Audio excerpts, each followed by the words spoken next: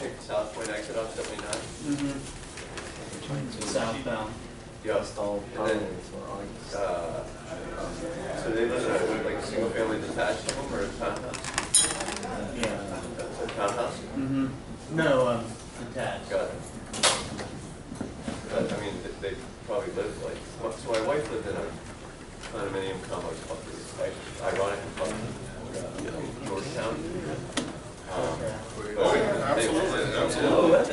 Good to see you on the same gang is here. No, but it's close. I would run on the there. And that goes right by the golf course. Okay, I know what you're talking about. I'm actually from Buffalo. Yeah. The Eagles game. Did you go to Canada High School? You wrestled that? 35. I did for a year and I couldn't take it anymore. That's like over the top. Yeah, because we're like, What's that? I think it's like ranked in the country. No, Yeah, they're very good. Oh, That's interesting. I think Folds is going to do small good next world. year. I hope so. Should be dealing with everyone now. You got it for a while. So weird.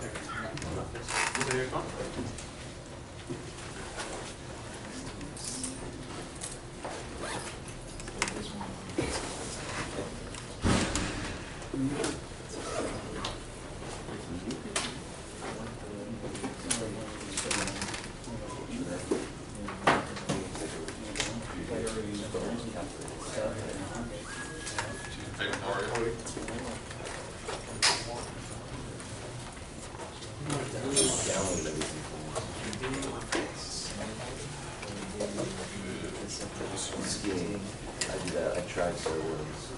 It's terrible.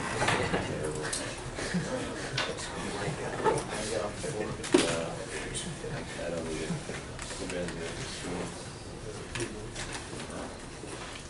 All right, let's go ahead and get started. I am Fred Forgy, as opposed to what the board says here, which we'll talk about here in a second. Director of the real estate program and obviously the instructor for this class. So today, what we're going to do is sort of a special guest, and I want to talk a little bit about what he's here for. But before I do that, what we're going to do, things are going to be a little bit out of order today, in the sense that we're going to kind of do the normal sort of class introductions, all that kind of stuff, after our guest speaker. And so we'll answer all the questions about the syllabus and the class and all that sort of stuff a little bit later. But sort of start us off today, one of my good friends, former students, Matt Seifer, who I've known now for a little over 20 years. He was one of my students at Texas A&M. He was a master's student there, also a PhD student. I chaired his dissertation on eminent domain. He ended up working in the private sector for Invesco for a number of years. Taught at SMU for several years, and is now at Georgetown. He's been there for how many years? 6 years. And is the director of the real estate program there. And so he's in this weekend specifically for my 50th birthday. So this is a big moment in my own life. But going to have him talk to you a little bit about private equity, and specifically kind of give you his sort of introductory lecture on real estate investments. So with that, I'm going to turn it over to Matt. All right, that's quick. You probably never had a class start like that before, I imagine. So my name is Matt Seifer, as Fred said. Thanks for having me down here. I'm here specifically for this guy. Of course, we have a long history together. As when I was 22 years old, I said, what's the most radically different place I could go? I was from Pittsburgh, went to Penn State, and I was not broadly enough thinking, or I didn't have a broad enough thought process to think that I could actually leave the country, and the most radically different place I could come up with was Texas. So wound up at Texas A&M, and first day of class met this guy, and the rest is history. But it's funny, so I went through the master's program, and then he conscripted me into the PhD program, and I said, man, I don't want to do a PhD. Like, I want to work, I don't want this academic stuff, I have no idea, I'm not a teacher, that's terrible. And he said, just do it, trust me. And it worked out well, but it was interesting. One of the best stories, it's one of my favorite stories that I always use. You go through these periods in your life when you realize you need to make changes. And so I was teaching at the University of Texas at Arlington with Forgy, and I was horrible. I was a terrible teacher. And it was a number of years of my life that, you know, imagine having a job that you're terrible at and you have no way to change your position in the sense of you're just stuck. And so I remember very vividly, I think Fred and I were walking through campus one day. He's like, hey man, I got to talk to you about something. And I was getting hammered on my student evaluations routinely. It became sport for the students to tee off on me in terms of how bad I did. So, but this, what he's like, I've not seen this before. I gotta tell you, you know, I got your teacher evaluations. They weren't actually all that good. But we got the teacher evaluations for this other professor also teaching real estate. And the one student wrote, this professor was bad, but at least they weren't as bad as Cypher was. So at that point in time, when I'm getting beat up on my own teacher evaluations and other faculty's teacher evaluations, I knew it was time to get the hell out of here. So I left academics and got a real job in the private sector. And so my point of saying a lot of that is, one, it's a good icebreaker and make fun of yourself, but two, you know, real estate's one of the most applied professions in the world, in my opinion, right? So, you know, it's probably a 8.5-foot ceiling, right? So if you're a tenant, do you rather a 9-foot ceiling? Or what's the difference in rent that you could conceivably get if you have a 9-foot ceiling versus an 8-foot ceiling? Or, you know, the physicality of the asset class creates an environment of a very applied profession. And if you've never actually practiced, which I hadn't done, I was teaching, I was staying ahead of the students in the book by a week. Literally, like, and crapping my pants, like I'm never going to be able to pull this off. So I said, look, you have to practice, right? So I went, and by the grace of God, I was living in Dallas. I got a job at Invesco Real Estate. So they're a large institutional money manager, $40 billion under management when I was there, and it's only grown since. But my job was, I was the director of their underwriting program. So everything we bought during that time, which was about $10 billion worth of real estate, my job was to determine the physical risk, the financial risk, what we pay for it. And I was on their investment committee, their investment strategy group. So we got a good, we talk about bottom up, sort of asset level analysis. Why do we want to buy this piece of real estate? What are the cash flows? And this top down, just should we be investing in real estate? Should we be buying real estate in Washington, D.C.? Should we be buying office property in Washington, D.C.? Those sorts of things. So it was a really good education. And frankly, I always liked teaching. I always thought I would get back into it at some point in my life, but I was more interested in the private sector. So I was in Dallas working for Invesco, and Georgetown University was starting a program within the McDonough School of Business, a real estate program, and I applied and I got hired. So I'm married with 4 kids, moved everybody up to DC. My wife and I are both from Pittsburgh, very proud. Steelers play tomorrow, so very hopeful there. Jacksonville fans in here? Yes? Well, they you guys humiliated us earlier in the season, so hopefully there'll be some payback. But so anyway, so so that's kind of where we're at. So I run what we call the Steers Center for Global Real Estate. There's a company called by the name of Cohen and Steers. Bob Steers is an alum of Georgetown University. He effectively pioneered the REIT, the Real Estate Investment Trust model of investing in real estate, and endowed the school with a significant amount of capital, hired me, and we're off and running. So that's what I do at Georgetown. I'm on the board of a public REIT, company by the name of Global Medical REIT. I'm a huge believer in continuing to do real work, so I try to stay as active in the private sector as I can. So what I teach at Georgetown is what we call a private equity real estate course, real estate private equity. But it's the introductory MBA level real estate course. And the idea that the concept is, and we have a lot of students that come in and take the class, and it's the only real estate course they take. So they're just saying, look, I want some exposure to real estate, I'll take this class. So I teach it as though nobody knows anything about real estate. So this hour, or whatever we're going to talk here, is the first hour or so of the class that I teach on the first day. So worked out kind of nicely to having the opportunity to be here today. So, so that's kind of the plan. So my style, as always, is I'm a terrible lecturer. I remain very bad at that. So interrupt me, ask questions, whatever it might be. But I thought we could have a little fun here and get started with really 3 objectives. Number 1 is I just want to give you a very good, not very good, it's very ostentatious, a introduction to what commercial real estate is. And again, some of you may be working in the space, don't care. Some of you don't have a clue what real estate is. I teach to you, okay? Those people in the space, you guys can ask me questions. So, and I want to talk about real estate fundamentals. Everybody talks about the fundamentals are good, the fundamentals are bad. Well, what does that mean, right? What does that phrase, real estate fundamentals, actually mean?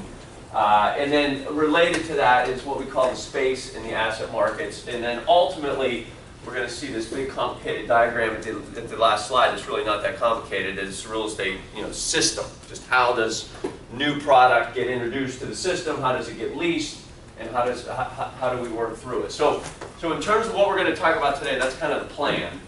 But back to what I said, right? I assume you don't know anything.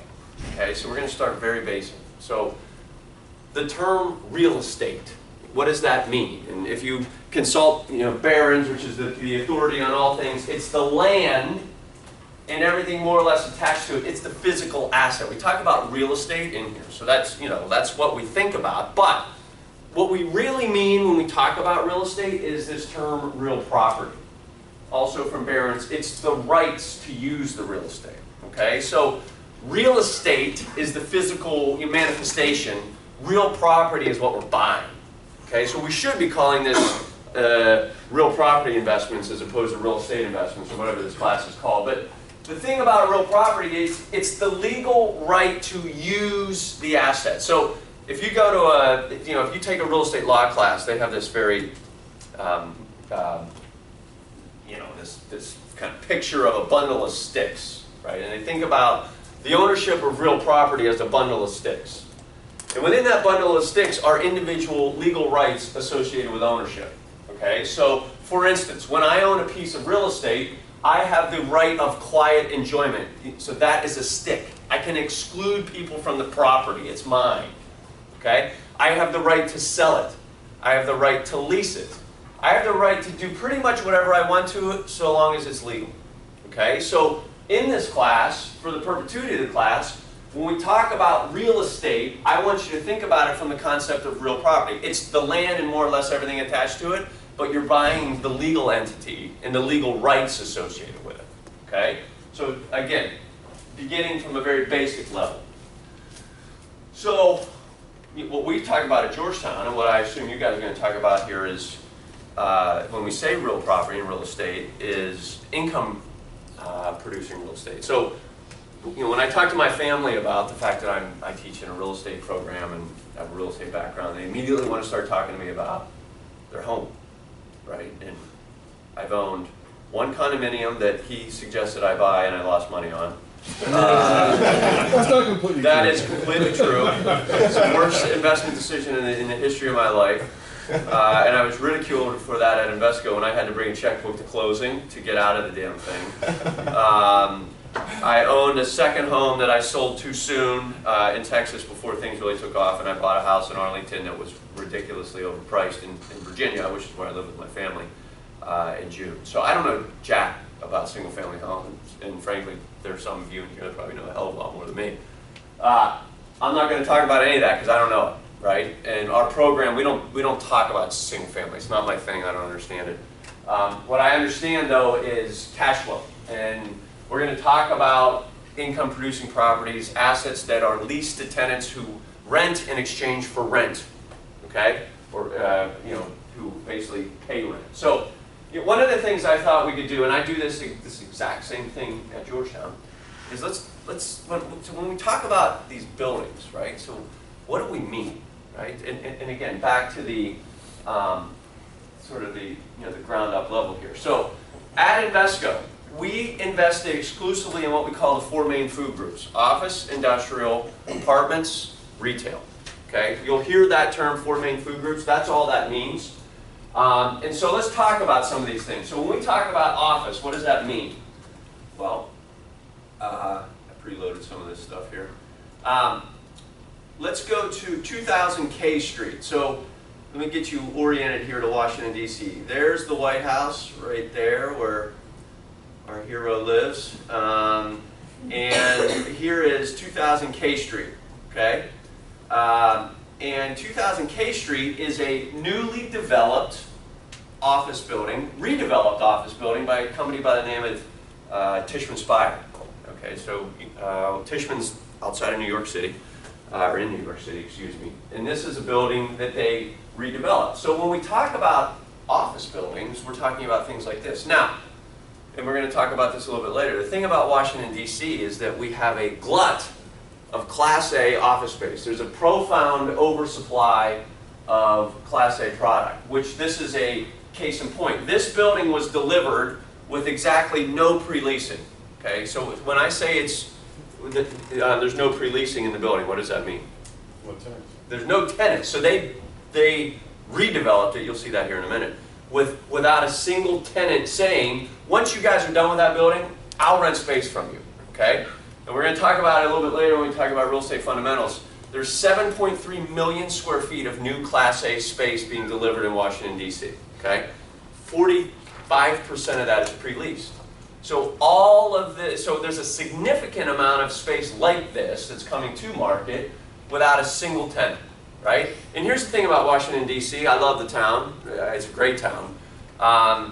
But in this environment right now, office is tough, right? I mean, what are the secular trends that are going on right now in office that make it a challenging product type to invest in? Co-work, yes. Yes. So it's related to that. Okay. So maybe changing, patterns in how they use the space. What else? People working from home. Okay. Same. What else? What's that? Nobody? Smaller states for Yes, that's what I was looking for, right? So in this environment today,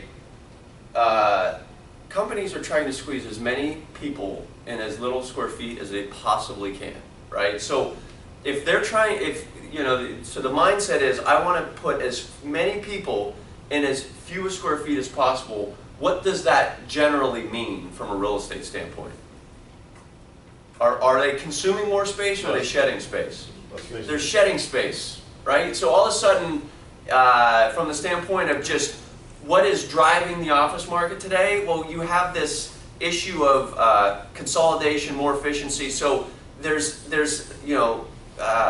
obviously less demand for space, right? So you have this intersection of a whole bunch of new space coming to market and companies saying we don't really need as much anymore, right? So it makes that a really difficult place to be. So let me very quickly play this movie for you here. It's just a minute and a half on what they did with this asset. And by the way, what this investment, what Tishman did is it's called a value add investment. Okay, so define the term value add for me.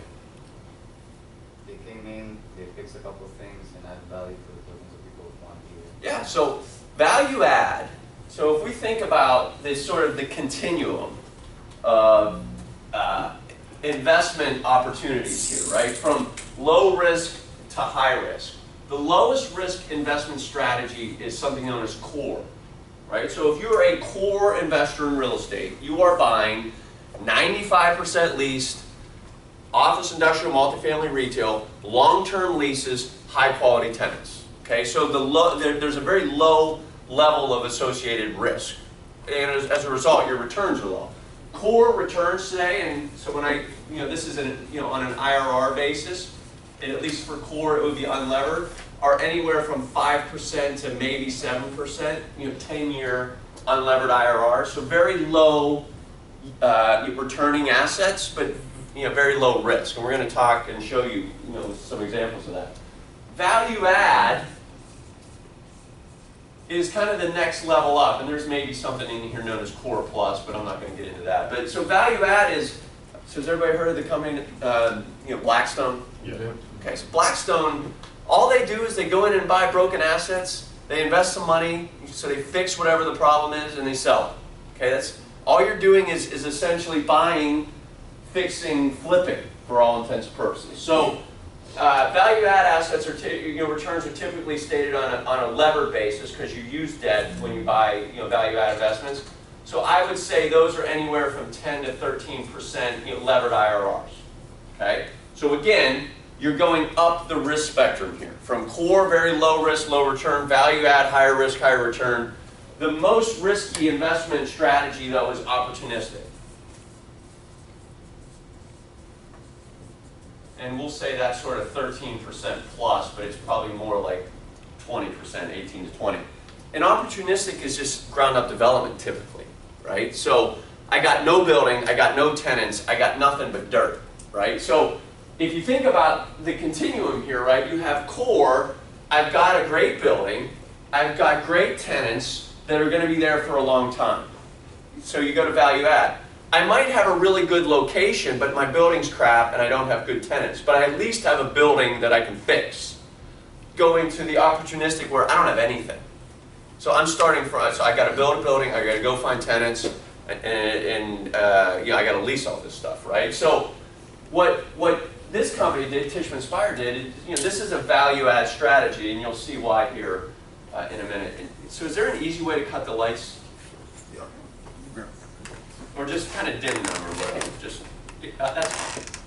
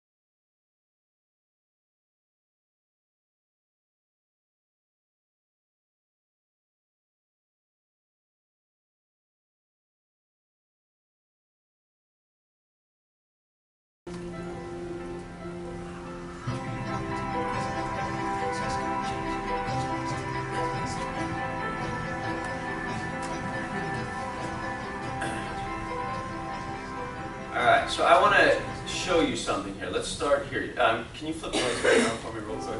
Let me find the spot ratio real quick. So somebody talked to me about why that building sucks from an office perspective.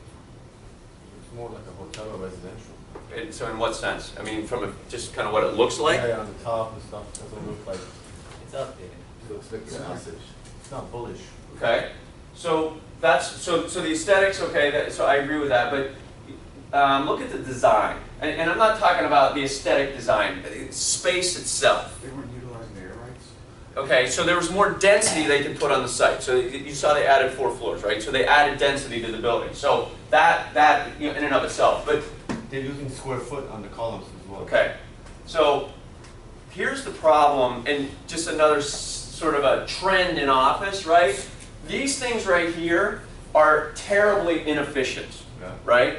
Because, in an office building, so what tenants today want is a friggin' box. Yeah. Because they can go in very cleanly and cube everything off, and they use, back to our efficiency comment, every square foot in the building. This thing right here, this curvilinear thing with sort of these deep, insets here, I'm not sure exactly what you do on that building. So a tenant's going to come in and say, man, I don't love that building because it's not efficient. There's all this weird curvilinear stuff. I can't stack it full of my people.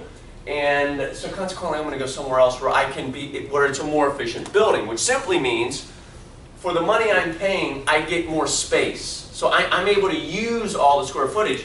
So maybe I can get the same amount of square foot total on my lease in this building versus another building, but in the other building, I can use all of it. Whereas here, there's a lot of space that I just can't use. So let's look at what they did. Let me try to find it real quick. Compare that to that. Okay? So that's a perfect cube, square.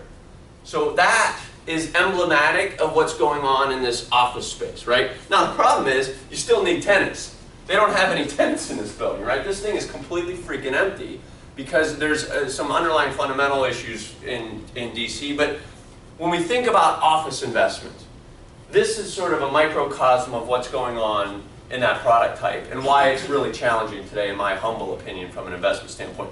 The other issue with office that makes it very challenging is that it's expensive.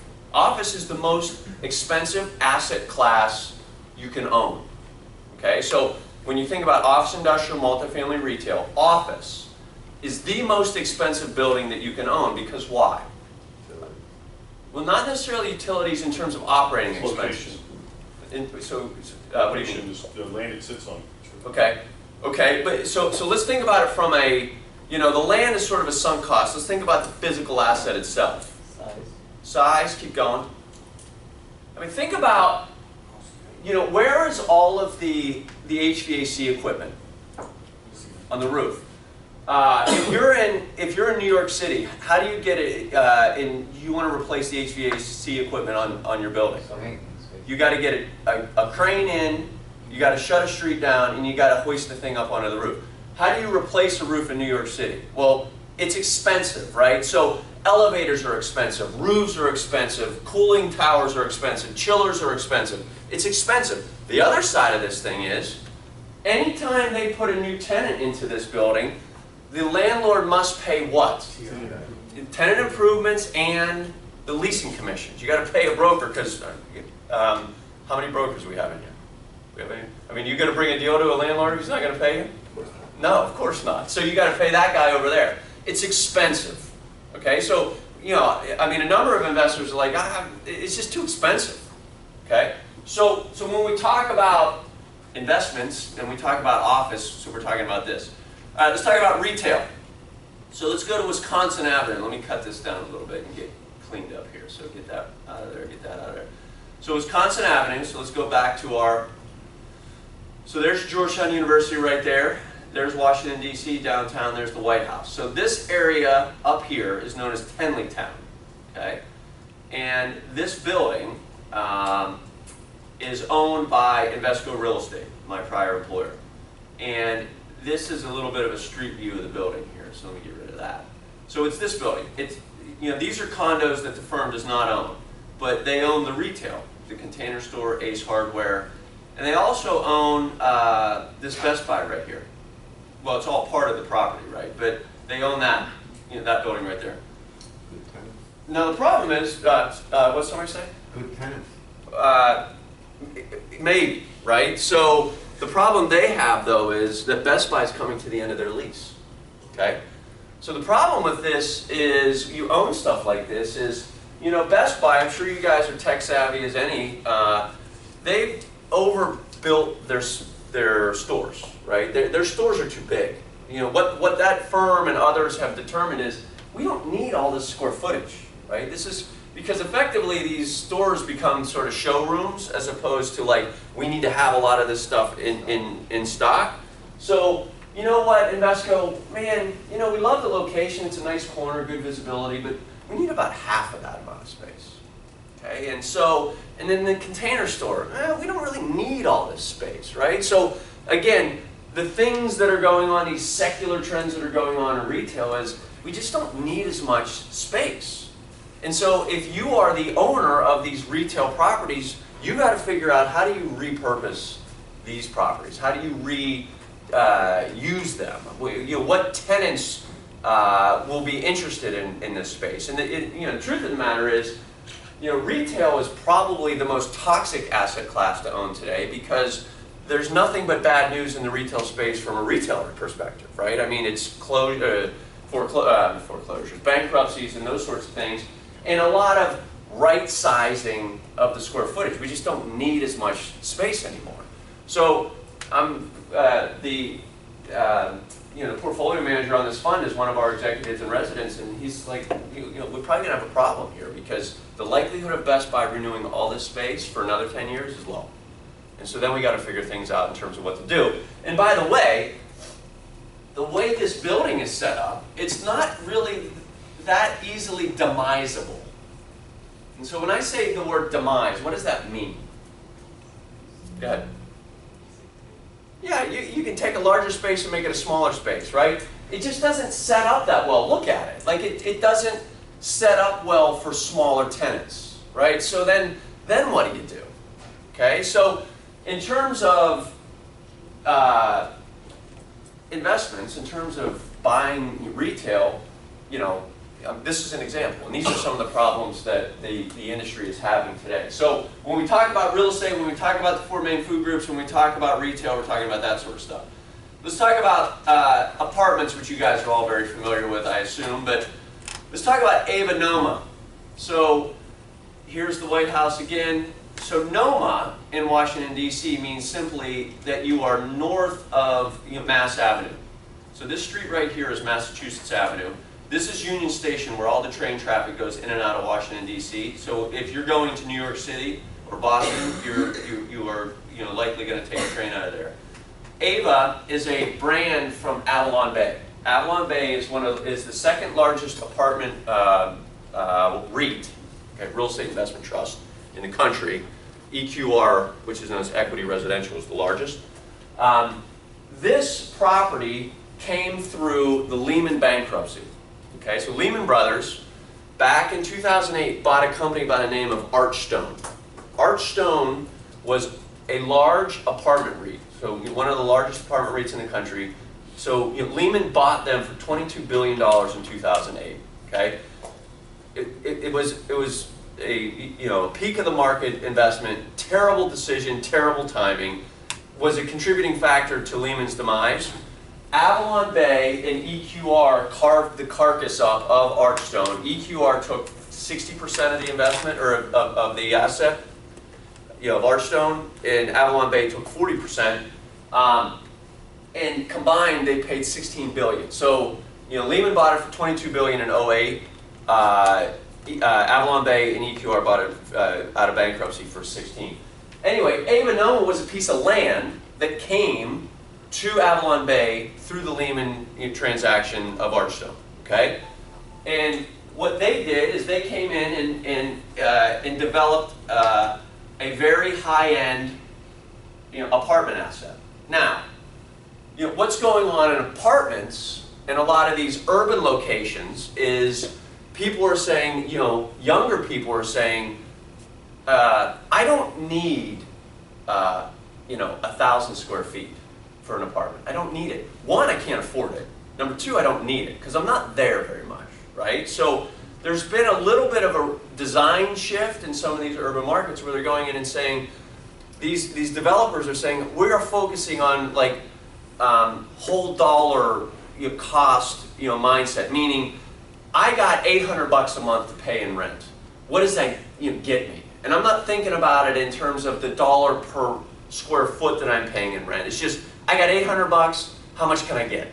So it's a very unsophisticated view of identifying an apartment. But what they're doing is effectively shrinking the units, making them smaller, and including more of them in these properties and renting to these younger professionals that don't spend any time there. And what are they doing? They are tricking out the roofs, the amenity space, and shrinking a lot of the apartment units, right? So where do young people spend their time? I want to hang out on a badass pool deck with a barbecue, and I'm not hanging out. I'm not having people over to my apartment.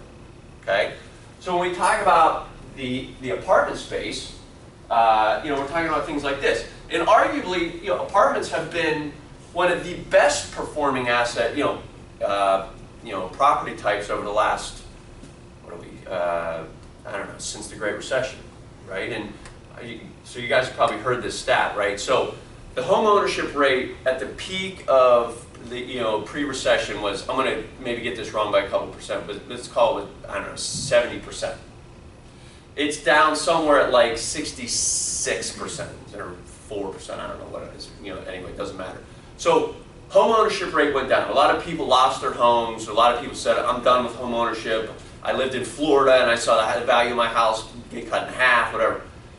Every 1% decline in the home ownership rate was 1.1 million households.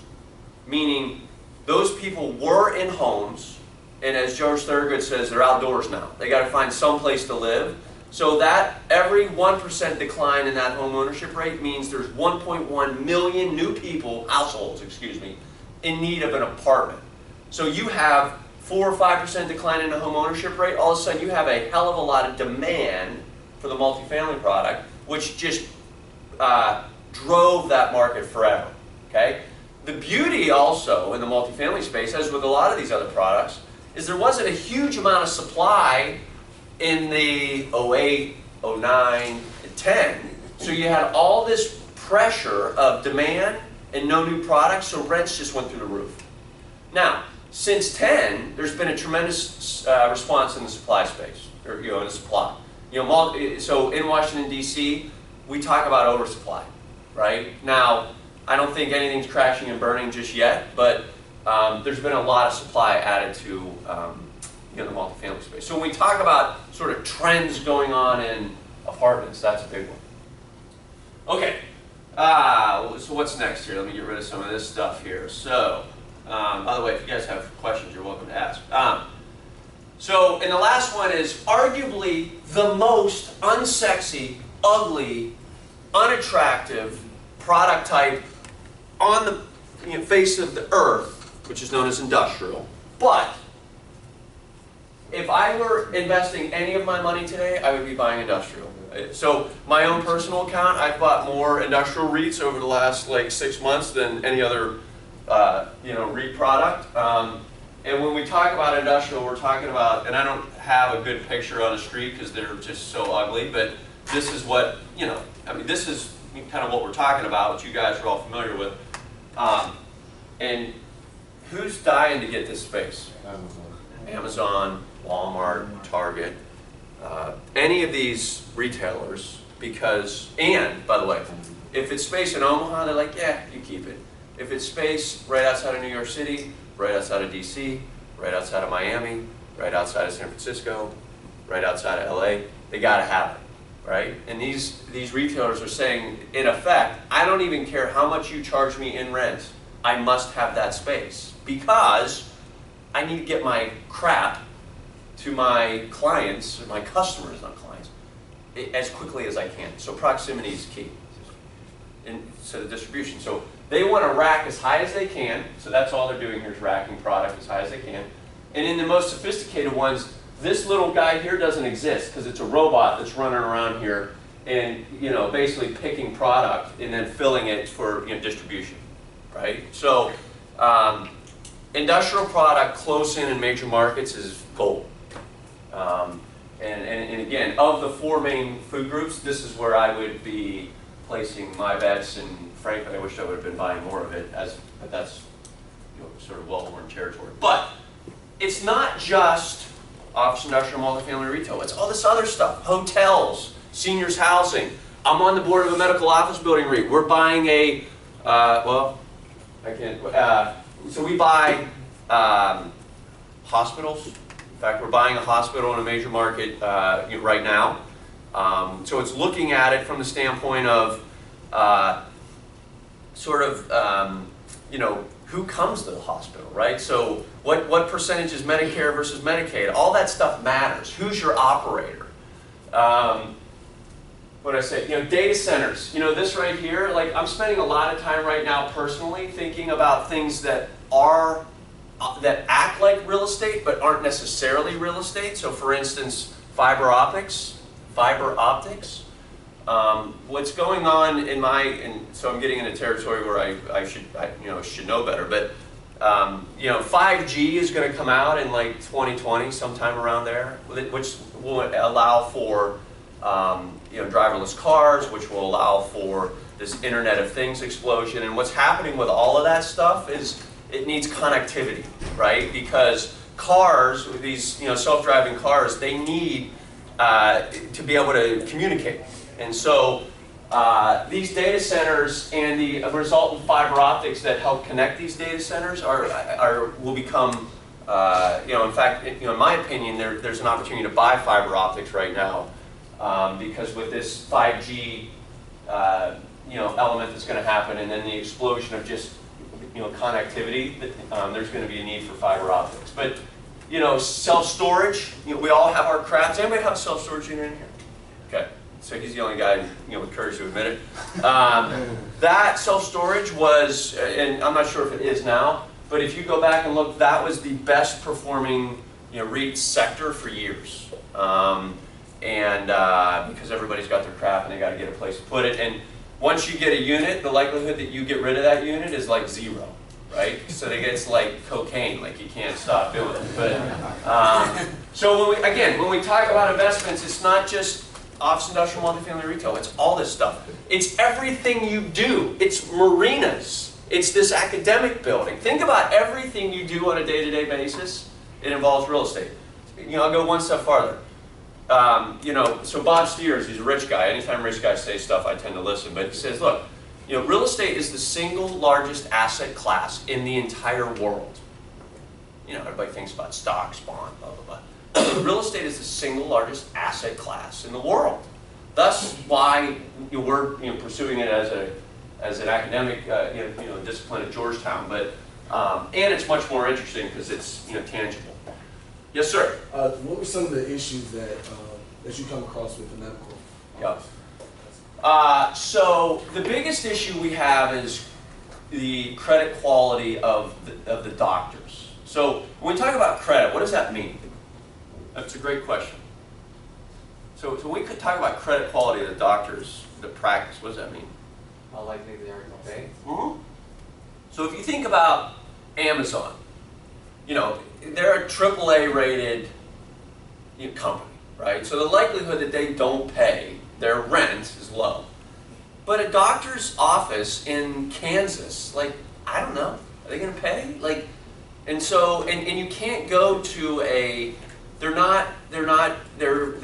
debt is not rated. So there's no Standard & Poor's on, you know, Johnson & Son, whatever, you know, ophthalmology, right? So you know, one of the biggest issues that we focus on is this a good practice, and are they going to pay us, right? And then if they don't, and you get a building back, is it in a good location? Is it a good physical asset that will be eminently releasable? So because you'd hate to own a building that you buy it with a tenant in, and you think they're going to stay, but you're like, man, this building kind of sucks, and it's really not in a great location, but I got a tenant. But if that tenant leaves, then you are in a building that kind of sucks, in a location that's not so good, that you got to convince another tenant to come in. So it's always about buying good real estate, the location good, the asset good, because inevitably the existing tenant may or may not be there in the future, and you got to release it, and you got to have an asset that appeals to the depth of the tenant demand. Otherwise, you're dead, and you got an asset you're paying insurance, taxes and utilities on, and you ain't got no rent. So those are things we think about. Sir? So if both of them, like, well, I mean, with residential, you have the same problem kind of now, right? Because a lot of people, tenants don't pay, it's hard to evict them kind of. Would that be like the case to more go on the residential side than the medical? So you lost me there. So what I'm saying is, like, wouldn't you do a credit check for like residential apartments? Someone wants to rent an apartment, and if they don't pay rent, you have the same kind of situation. Yeah, but so if I buy a building that's leased to a doctor's office and they've been in it for 3 years and they have a 10-year lease, like, I can run all the checks in the world that I want, but I can't get them to give me a security deposit because they've been in the building for 3 years. So they are who they are, right? And so I can look at them, but you know, what we would ask them for is their financial statements and all those sorts of things. But here's the thing. They're not audited. Oftentimes I get them on a frickin', you know, on a napkin. And so you start to, like, it's not as though one of the big 3 accounting firms has said, you know, these are legit and real. It's a private company that they may or may not have a sophisticated accounting function, and they may or may not have good credit. You know, from a, I mean, they may or may not have, I mean, they don't, I mean, we consider that sort of local credit, meaning they don't, I mean, they're non-credit. And it's not saying that they've been delinquent and they've had bankruptcies and things like that. It's just that they just don't have the same level of, you know, cash on hand. They could be highly levered, you know, so they have a lot of debt. So it doesn't take much in the way of a change in the medical, like this Obamacare and affordable care, like all this stuff going on. That could have a meaningful impact on how they get reimbursed for treatment, which has an impact on what they can pay me in rent, and then boom, the whole thing blows up.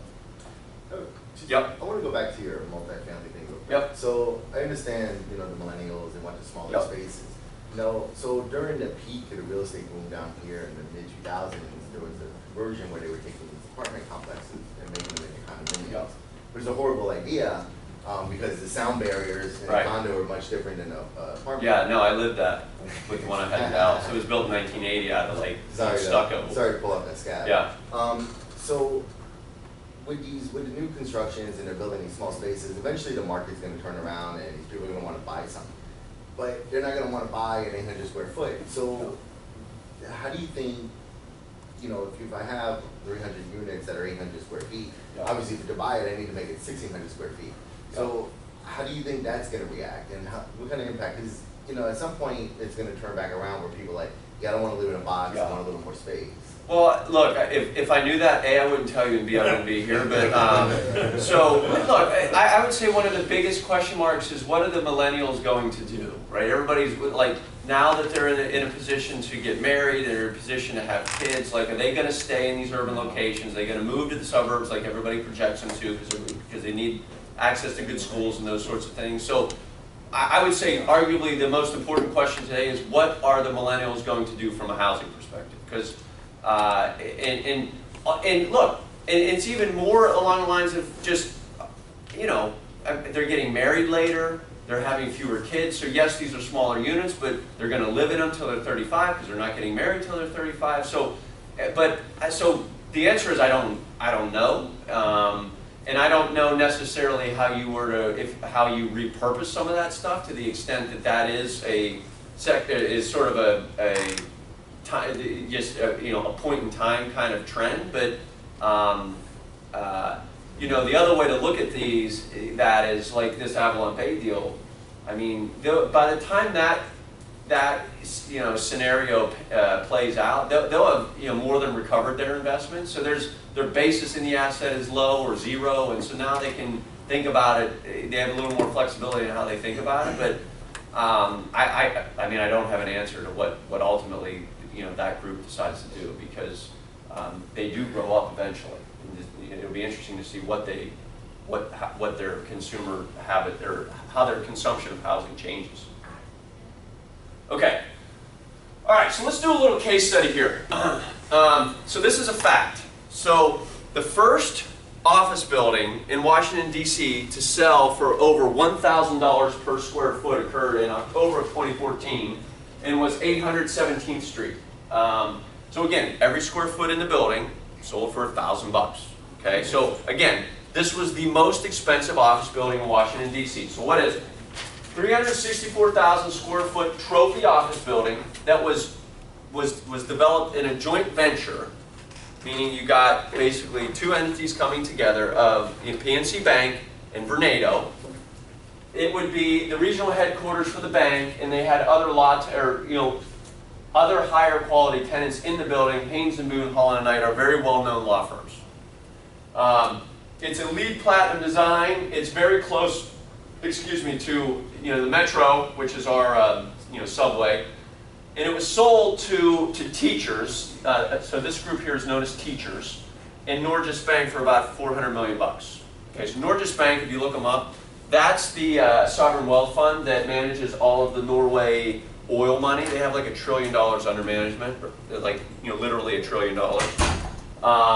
So again, the office building closed in October of 2014. So my question, well actually let's go have a quick peek at it. So the building is right here. Okay, there's the bank building. So there's the White House, okay, just so you're oriented. And let's go have a look at the street here. So let's just pan around here. Actually, can you cut the lights for me one more time, please? So here's the building. Okay, so it's this glass structure right here. Okay, so let me kind of take you around the street here, so we can go. Just give you a better view. So it's that building right there. Okay, so let's go down here a bit. Have a peek at. So you can see it from that perspective. And we'll go back here. Okay, so my question to you guys is, why was this building the most expensive office building in Washington, D.C.? You see all these buildings around here, right around the city. Why, just in looking at it and just what I said in that sort of introductory slide, why is that, such a valuable asset? Location. Okay, so let's talk about location. Who said that? Okay, what do you mean? So they're closing the White House. Okay, so you are steps from the White House. If you go up onto the roof, which has a really awesome roof deck, you are looking at Washington Monument, you're looking at Jefferson Monument, you're looking at Lincoln. You have pristine views of Washington, D.C. So your location from just within the city is really strong. There's other locational attributes here that are relevant. So you're close to the metro. So you are close to like 2 primary metro stops. So in Washington, D.C., there is, if you are not within a certain distance of public transportation, certain tenants will not consider your building. So unless you are close to metro, some tenants will say, I can't even look at your building. So you are proximate to metro. What else? The streets. Sorry, go ahead. Your cross streets, is that important? So maybe phrase it affirmatively, like you're confident in yourself. The one-way street? No? No, the location of the building, the streets.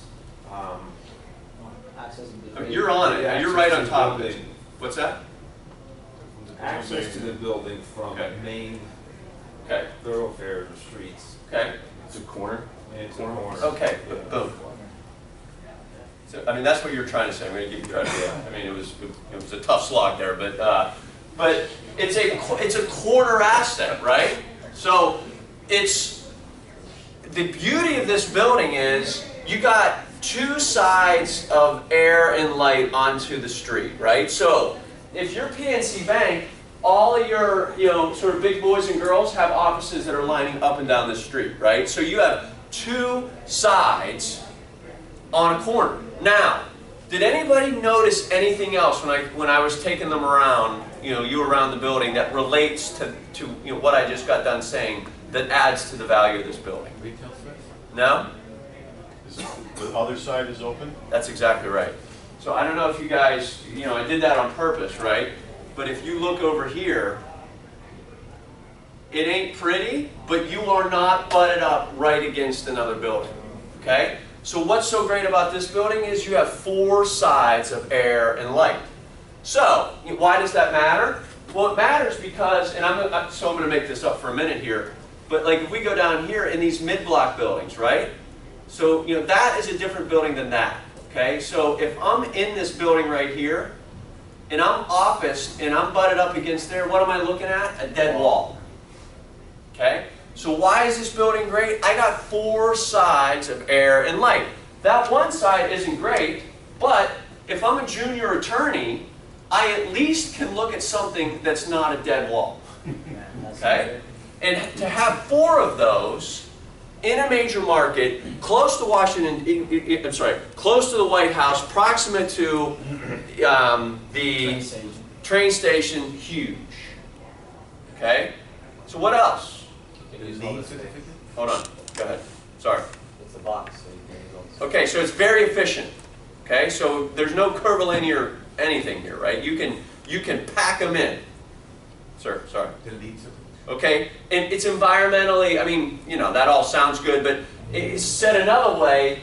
So let's talk about the design, right? And it sort of ties in. You got these louvers here, but, you know, I mean, so we can debate it a little bit, but at least architecturally, it's an attractive building, especially if you think about it in the context of Washington, D.C. So, as an example, this lovely asset right here is more typical of what you see in Washington, D.C. office, right? So, let's juxtapose those two buildings, right?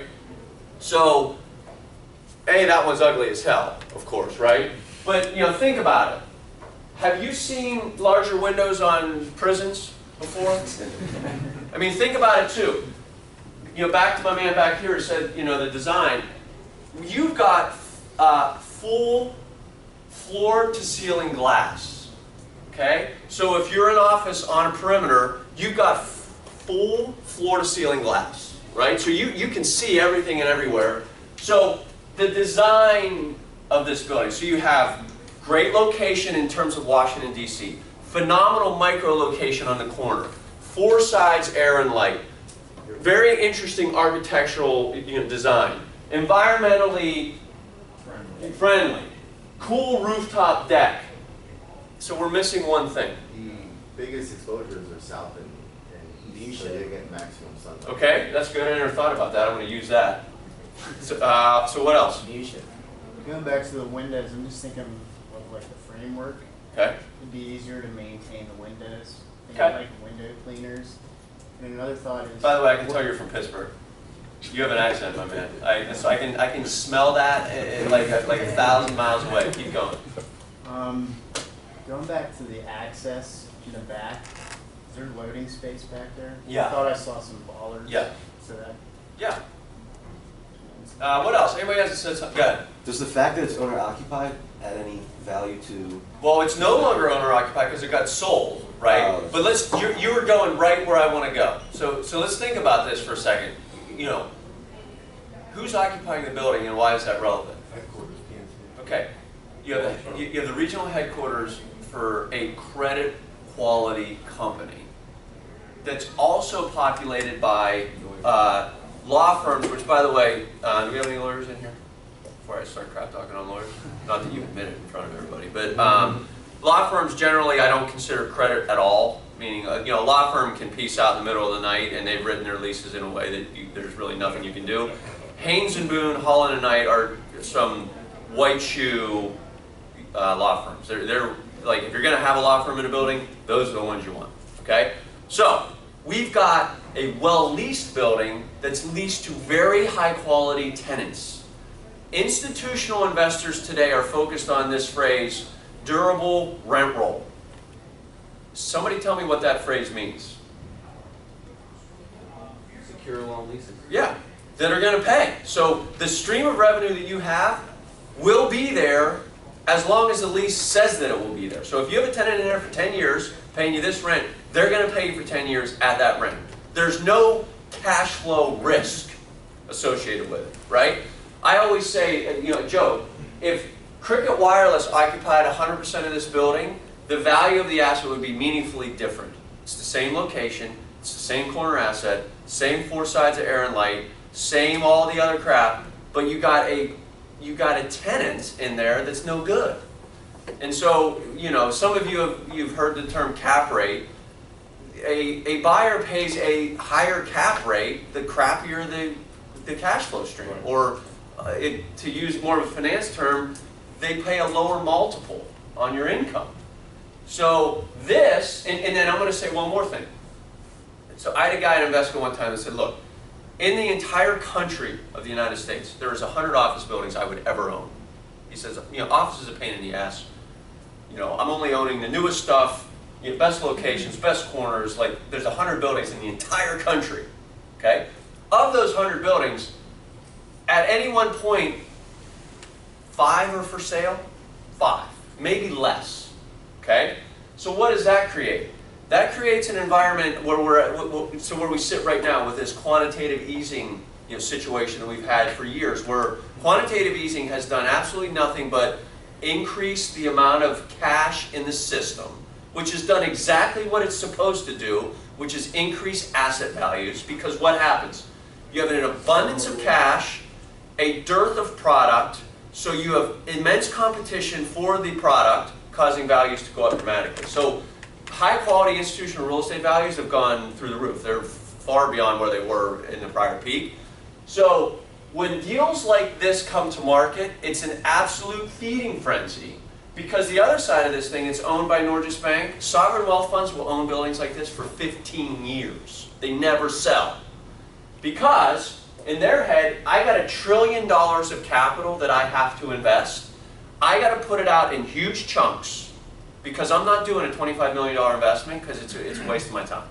So I got to get this money out in big blocks, and I don't want it coming back, man. And I want to park it in places where if I need to get it, if I need to pull it back, it's a liquid market where that asset's always going to sell. Okay? So when you have these sovereigns with that much money to place in so few assets, it creates an incredibly aggressive bidding environment, which results in very high values, and ultimately we use the term scarcity premium. So these buildings are seeing a genuine premium on their valuation because there's just so few of them, right? So, that building there is meaningfully different, although right across the corner, or the street from that one, right? I mean, nobody in their right mind would buy that building other than to tear it down. Okay. What's that? It increased the value of that building, the lot value. Yeah. I mean, that'll get torn down at some point, for sure. But anyway, so back to the slide, right? Why was that the most expensive asset class, or the expensive office building in Washington, D.C.? It's all those reasons, right? And that's the thing as you're in this investments class. The idea is you need to start to think about, what makes a good asset, right? So, in a good investment. So, one of the things we always worked to try to understand at Invesco was assessing an individual's, deal judgment. And all that simply means is, can they identify good real estate investments from bad? Because you don't want to hire a person who makes bad investments, that they don't have good, they just don't have good deal sense, they don't have good deal judgment. So one of the things I would encourage as you go through this class is thinking about what constitutes a good deal. And it might look like crap, but it might be in a great location. It might have these amenities that you can dust off, polish the turd a little bit, and you can do something with it. But your deal judgment will get you hired, or will cause you to not get certain roles if you have bad judgment. And ultimately, what you all need to be doing, if you're in roles now or not, is you need to be keeping a deal sheet. So regardless of what you do in the industry, whether it's leasing or development or acquisitions or whatever, when we were interviewing people at Invesco, the resume says one thing, and frankly, you can make your resume say whatever the hell you want. And I would, oh, that's fine, I see where you worked and where you went to school, but I would flip it over, and the next page is their deals. And here's the leases I've done, here's this, here's this, here's this. So then I can start getting into extraordinary detail about what they've actually done. And I try to push the person to failure, because only when you are looking at actual transactions that they've done can you ask enough questions to figure out what they've truly done. Because at the end of the day, if I have to look at one more resume that says I'm an Excel power user, and then they give them an Excel test and they crap their pants, I'm not sure. I mean, it's ridiculous what you can say on a resume versus what you actually can do. Okay, so before we move on, any other questions? So we got a little bit left. All right. Okay. So I have a question. Yes, sir. So with your building scenario, the cap rate must have went almost to the floor. Meaning the 817th Yes, Street? Yeah, I don't. I should know that. How the hell do I not know what that cap rate traded at? But that would be a, I don't know, 4 or 5% cap rate, I would assume. And there's probably not even that much growth in the cash flow stream, so your IRR is probably not much more than that. But again, absolute safety. Like that's the same, like, you know, if you're looking at you know, the global sort of capital markets and you're saying, you know, where can I invest money that I feel certain that I'm at least going to get it back, that's the asset that you're investing in. And by the way, a lot of these sovereigns are saying, look, it's a return of investment question as opposed to a return on. Meaning, if I get money like a positive IRR, that's great. But if I just get a 0 IRR, meaning I get all my money back that I invested when I want it, I'm happy with that. And it's hard to compete as a buyer with other investors that have a mentality that I don't even care if I make money on this deal, I just need to park it somewhere where I know I can get it back. And I will suffer no capital loss. I won't lose money on the investment. Why would they do that though? For tax purposes? Well, they have an enormous amount of money to get out, right?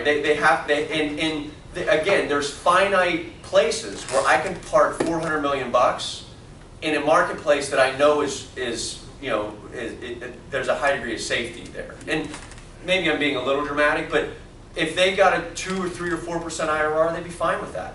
But other investors like maybe Invesco that have a, look, if I can't get a 6 unlevered IRR over 10 years, like I'm not doing that. Like I'm out of the market. Like I can't justify that those low returns. I'm not getting compensated for the risk, right? So it's just a different mindset of the capital because they're coming from Dubai and they're looking at all this crap around the world and saying, look, Washington D.C. office, I'm parking it there because I know I can get it back if I need to. All right, what else? So we good?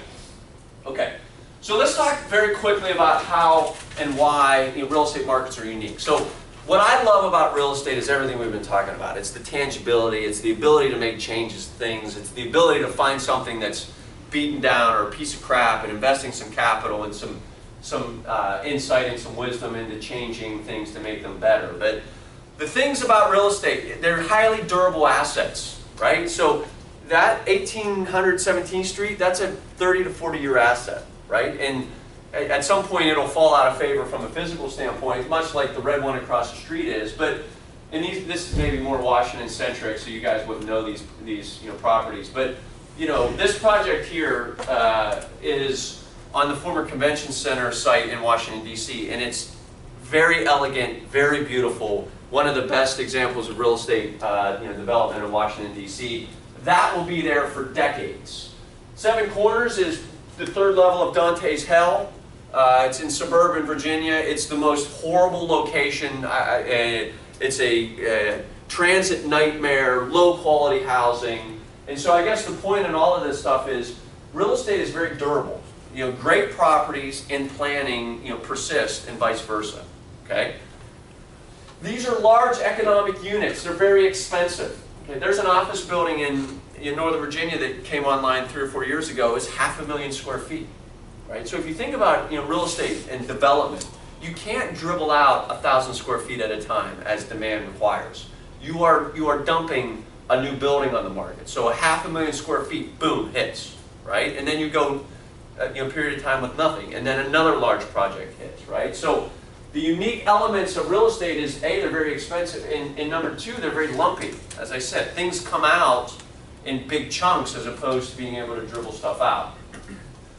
High degree of heterogeneity. So every time we were buying an asset, you have to hire an attorney, you have to hire an engineer, you have to hire an environmental consultant, you have to hire a variety of other to ensure that you understand the asset, because every asset is different. There are nuances to all of them, resulting in very high search and transaction costs, meaning I got to pay the engineers, the environmental consultants, the lawyers, unfortunately, to make sure I understand the real estate, because everything's different. And I don't know if it's last, I can't remember what the next slide is. In real estate, private real estate, not talking about REITs, insider trading is encouraged, right? There's informational inefficiency. If I know something that nobody else knows, I absolutely am legally permitted to trade on it, right? I'm not talking about buying REIT shares. I'm talking about, if I realize or I know that there's a highway interchange coming to blah, blah, blah, before anybody else, and I can get a piece of land under contract. That's informational inefficiency. That's insider trading that I can absolutely act on, and I'm not going anywhere from a jail perspective. So You know, how are real estate markets unique? At least in the private side, insider trading is encouraged. Obviously, no two locations are the same. You're either on a metro, a subway, or you're not. And sometimes the difference of 30 yards is the difference in being leased and completely vacant. And there's a ton of governmental regulation here. You have zoning laws, building codes. The efficiency of getting a development deal done. California is going to take you 10 years. The state of Texas, we could probably have building permits this afternoon if we wanted to. Right? So those things are unique. All right. Okay, before I move on to this, any questions about anything we've talked about so far? You good? Sir? How the 3D printing process of houses will change the opportunity strategy of investment? I'm sorry, run that by me one more time. How the 3D printing process of buildings or houses will change the opportunistic investment strategy. Yeah, I'll be honest with you, I don't know anything about that. The 3D piece and the single family side, I just don't have a sense for it. I don't know much in the way of 3D printing on implications of real estate. There are some drawbacks to the quantitative easing that the government does. So what would happen if the government reverses that policy to real estate values? Well, I mean, obviously, if there's less capital in the system, then that's going to. It's all a supply-demand dynamic, right? But unwinding that will take forever. It's going to take a long time. I mean, I don't know. Somebody here knows the stat, right? The government's balance sheet was $300 billion in Obama, and now it's a trillion. After Obama. I mean, I don't know what it is, but it'll take a while to unwind that. I mean, so I just think in the near term, there's probably very little in the way of implications on valuation. I mean, the bigger risks, in my opinion, are that interest rates start going up. That's a very real, immediate risk. But an even better risk that I think, and there's upside risk, right? Risk is not all bad, is this economy is starting to rip right now. And job growth is, if you're interested in what really drives real estate, just identify areas of job growth. It's that simple, in my opinion. So you identify places where jobs are expanding. That means, companies need more office space. That means they're hiring more people, which means they need more places to live and more places to shop and more crap to store, right? So job growth to me, I see some real upside risk right now. So far more near term than I think any unwinding of the quantitative easing issue. Sir? I found what you said about scarcity premiums, high values, liquid, very interesting, because doesn't seem to be quite common in the real estate market. It's somewhat an inefficient market compared to the stock market. Yeah. It's not always liquid, let's say. Yeah. And the information is Yeah. Yeah, and look, I say that's a gateway market issue, like Boston, New York, DC, LA, San Francisco, Chicago. I mean, there's no scarcity premium issues in Pittsburgh, as much as I wish there were. Is there a comment? Yeah. Yeah, I guess a general question. If you're investing in REITs, you have to have a pretty current grasp of real estate trends. Yeah. So I was just curious, what do you read to keep up with? Well, in the REIT market, there's a company by the name of Green Street that is the best research provider in real estate on the planet. Green Street? Yeah, so it's Green Street Advisors. Unfortunately, you're going to go look at it and they're going to ask you for $3,000. But the guy, Mike Kirby is the co-founder. He was on my board. His son is a Georgetown alum, and I'm very fortunate to get it for free. But I read that stuff every day because they produce the best research. And it's a REIT-focused group, but it's all real estate fundamentals stuff that they're looking at. So I read Green Street. That's my primary source. Anything under $3 grand? Man. I'll be honest with you, I spend much of the things I read, and by the way, I have 4 kids ranging in ages from 14 to 1. Like, time is the most, precious commodity that I have. I read the Washington Post every single day, just because I really need to know what's going on in Washington, and then I read Green Street. So I figure I'm covering sort of the political and the economic situation, and then real estate. So that's kind of what I read. What's your opinion of the reshaping of real estate properties once autonomous driving comes? Yeah. Because a lot of that stuff will change. I think do you it's foresee? fascinating. In fact, it was a Green Street conference call. They had a guy on there talking about this issue, and his comment was, you know, imagine a time in your life soon where you go to sleep, your car leaves your driveway and goes and picks up your dry cleaning, gets your groceries, and does all the running around that you do, and then you come back in the morning, you wake up, and your car's there with your groceries in a cooler, your, you know, all your laundry. And so what does that do? Well, you know, one of the things they talk about is just, it changes the value of location. Right. Especially for a lot of those service-oriented things where, you know, now if you know, I mean, my wife gets our groceries at, you know, Harris Teeter, which is right in our neighborhood. Now if it's all online and some car's going to go pick it up at 2 in the morning, it could be out in, I don't know what the analog would be, but some far-flung suburb. So it could change the dynamic of what location means to certain certain kinds of companies and certain consumers. Yeah, but also like a lot of like gas stations, maybe Yeah. not necessary, or shopping centers, or Yeah, but I think that has less to do with autonomous cars, and that has much more to do with electric cars. I read an article recently that said auto mechanics are basically, you know, sort of dead man walking, because I didn't realize this, but electric cars have like a fraction of the mechanical elements that a regular car has. So, I don't know. I just think the key question on the autonomous piece is the implications to location. Because in real estate, everything we think about is proximate to location, right? The importance of location.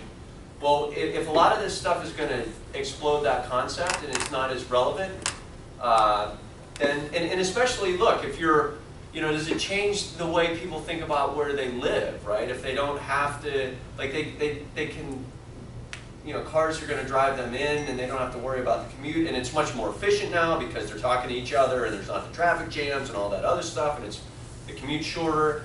I don't know. Again, I wouldn't be telling you, I wouldn't be here, but that's the stuff I hear. All right, what else? Okay, so very quickly, you know, terms that I think people hear all the time but don't understand. You know, one is real estate fundamentals, okay? And again, in the spirit of sort of trying to start from a baseline here, let's talk about the Washington, D.C. office market, okay?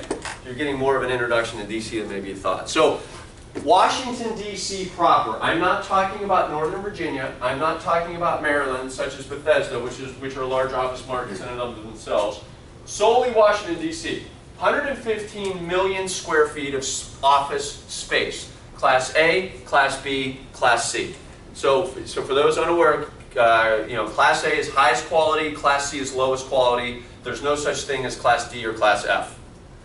12.4% vacancy currently, okay?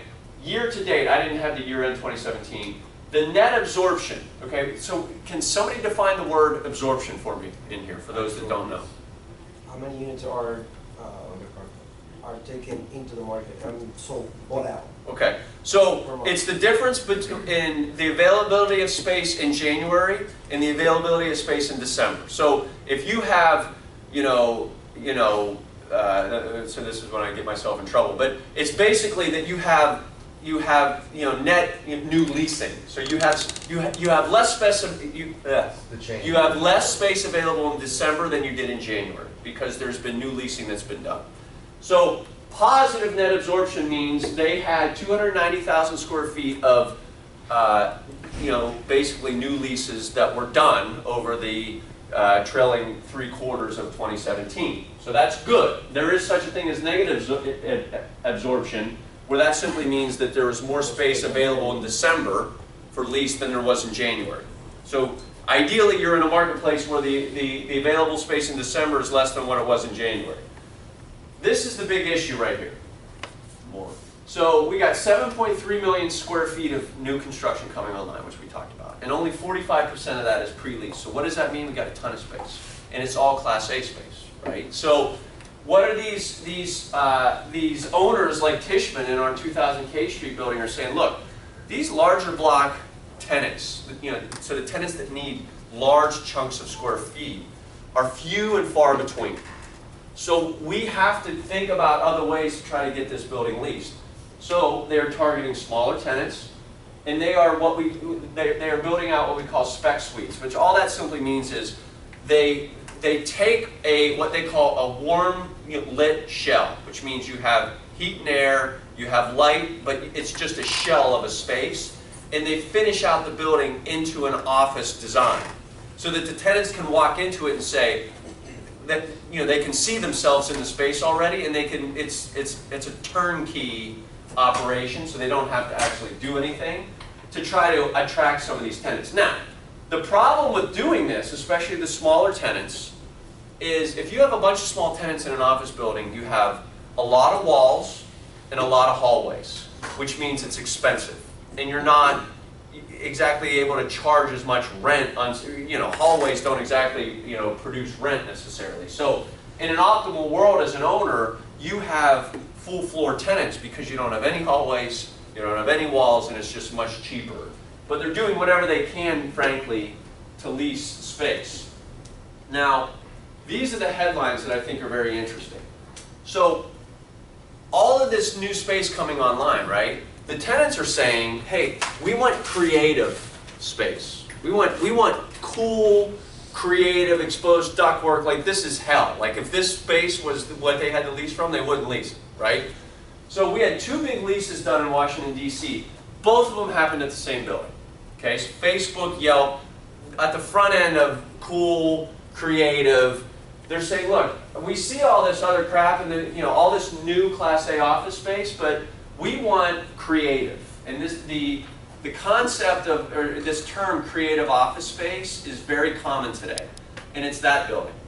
Okay, that's the building, Terrell Place. So it's an old law firm that somebody went in, a Tishman Speyer, using a value add play, invested capital, and redeveloped the building into something that has architectural quality, and undoubtedly if you go in here, it just looks cool. So the kinds of employees that Facebook's trying to attract, that Yelp's trying to attract, they want an office here. They don't want an office at 2000 K Street, right? And by the way, this is also proximate to very cool, retail amenities. So, what does that mean? So, hold on, let me back up. So, everybody and I'd say across the country is saying our space is creative, it's cool, it's bump. But when you really look at it, it's not, right? Everybody's saying that, but it's few buildings like Terrell Place that are actually of that style, that are actually authentic in that way. But what's very interesting in Washington right now is that there's all this focus on Class A, okay? All this new delivery of the highest quality stuff. If I had $300 million today, I'd be buying Class B office building in Washington, D.C. like crazy. Because what's happening is that Class B space is being removed from the market, torn down, and what is being built there is Class A or apartments. And so these tenants that frankly can't afford the Class A $55 rents are getting squeezed. So they're, in Washington, D.C., the highest growth, rental growth rates that you're seeing is in Class B office space. Class A is dead. Unless you're in a very creative, unique buildings. Class B. So this is an example. JBG is now JBG Smith. They're now a public company. Arguably one of the best development companies in the country, in my opinion. They're based in Maryland, just outside of DC. So this building here, 1920 N Street, I want to show you what they're doing as an example. So they're taking this building right here. So again, let me just show you where this is. So there's the White House. So DuPont Circle is crazy cool. Like, this is a very cool place to live. All the graduate students at Georgetown live there. But if we look at the building, this is very essentially what's going on. Let me get here, see if we can get a better view. And that this company's going in and they're tearing this Class B building down to what we call the superstructure. That's that's a superstructure.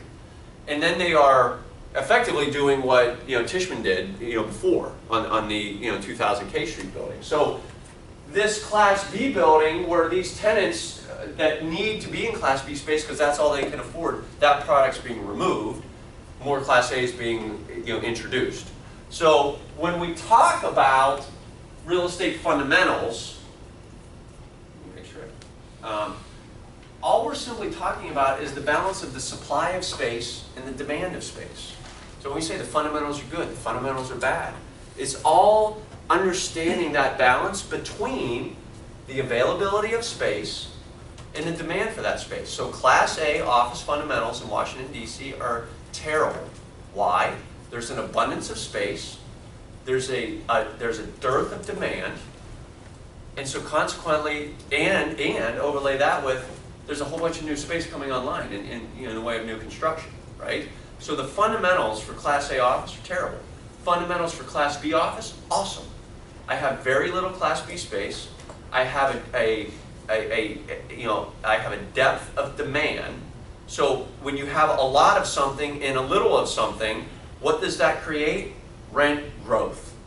So when you're buying, so when you're investing in real estate, what you're focusing on is where am I going to get rent growth? Like the last thing you want to do is buy a building and there's no growth. Like there's no change in the revenue stream over time. Class B office buildings right now, there's great revenue growth, like 3%, 4%, 5% revenue growth. Creative office space right now, those kinds of deals. Tremendous supply-demand dynamics. Very little in the way of authentic,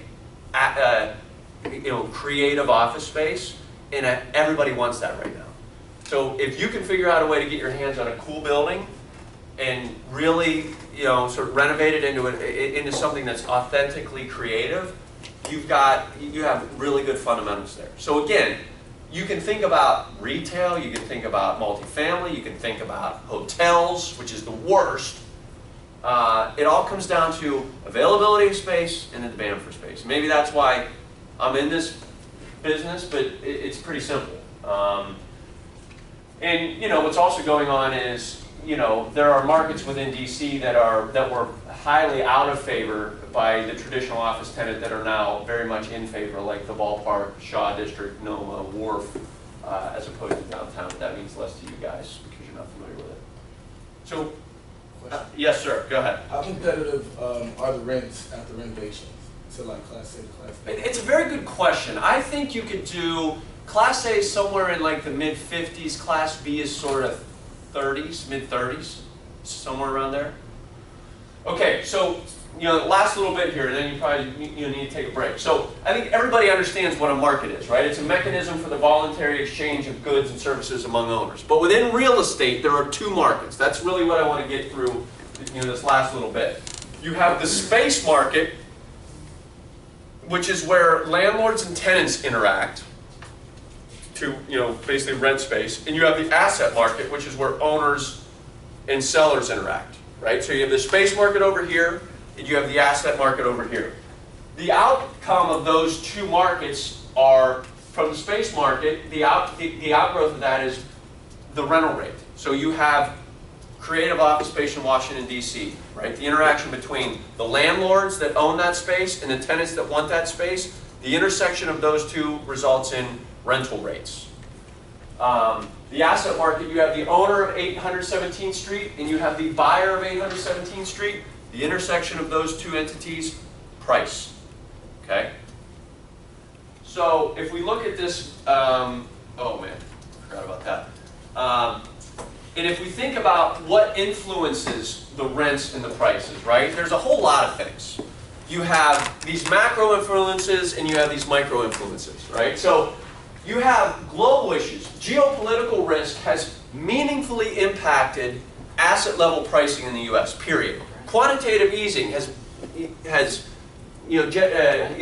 significant impact on asset prices in the U.S.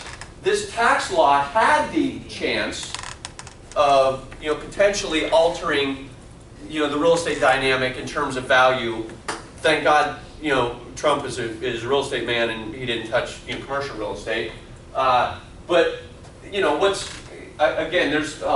things like, like the secular changes, what's going on in retailing, e-commerce, and the implications on the shopping mall, as an example, right? So in terms of the influences on rents and prices, there are these, macro influences, sort of global, national, and then these micro influences, right? So does anybody know what sequestration is by chance? I wouldn't expect you guys to know what that is. It's the, basically there is, they take a certain percent of everything from the budget. Mm-hmm. So it's 10%, 10% across. Yeah, so, I mean, basically what it was is, Congress enacted this thing called sequestration that was so heinous in terms of what it would do to federal spending that it was meant to force them to actually, get something done. And effectively what happened is, given that they couldn't, compromise and really get anything done, all sequestration is a meaningful, deduction in the in federal spending, half of which was on defense, the other half on everything else. So if you think about defense, Pentagon, if the federal government now is saying we are cutting the amount we are allocating to defense, okay, we're not going to spend as much on defense. What does that do? Well, the entire, so the Northern Virginia office market is all, defense contractors. And so, if the vast majority of the tenants in the Northern Virginia marketplace are, defense contractors, and the federal government has made a decision that they are going to drastically impact what they're going to spend on defense, what happens? So that marketplace got killed. Right, so you have a lot of these companies downsizing in terms of their space or failing entirely. My preferred one, because it's much more positive, this shale boom in the United States is amazing. Marcellus Shale, if you drop a dime in the middle of the Marcellus Shale, it drops right in the middle of Pittsburgh, Pennsylvania. What that's done for the city of Pittsburgh in terms of office consumption, downtown used to have a pretty high office vacancy rate. Now, it's a very low office vacancy rate, one of the lowest in the country, because why? Frankly, you see a lot of license plates from Oklahoma and Texas running around the city of Pittsburgh right now because they're all after the natural gas. So there are macro and micro influences on the rents and prices, and all of that results in what we call the real estate system, right? So here's our space market. You have the interaction of the tenants and the landlords, and the outcome of that is the rental rate being charged at the property, and then the overall occupancy. So again, we're going to put this all together. So you have the space market, the asset market, 817th Street. You have an investor who wants to sell 817th Street. You have teachers that wants to buy it. The intersection of that is what somebody's going to pay for it in a way of cap rates, or basically the inverse of a multiple. And then ultimately, I'm going to hit enter, and don't get scared, I'm going to walk you through it. So you have this, okay? So what this represents is the real estate, is the system of real estate, right? So let's think about Class A office in Washington, D.C., okay? So the system we're thinking about here, Class A office. And I want to start in the upper right-hand corner, the local and national economy and the forecast future. So the local and national economy says Class A office, trying to get more people, smaller space. You have law firms that are consolidating. The demand for Class A office is going down for all the reasons we've been talking about, right? What does that do to the space market? Well, there's a limitation on demand. Supply is what it is. That impacts the rent and then the inherent occupancy. So we get the issues that we have from a fundamentals perspective that we were talking about in Class A office in DC. Those rents translate into the cash flow at the property.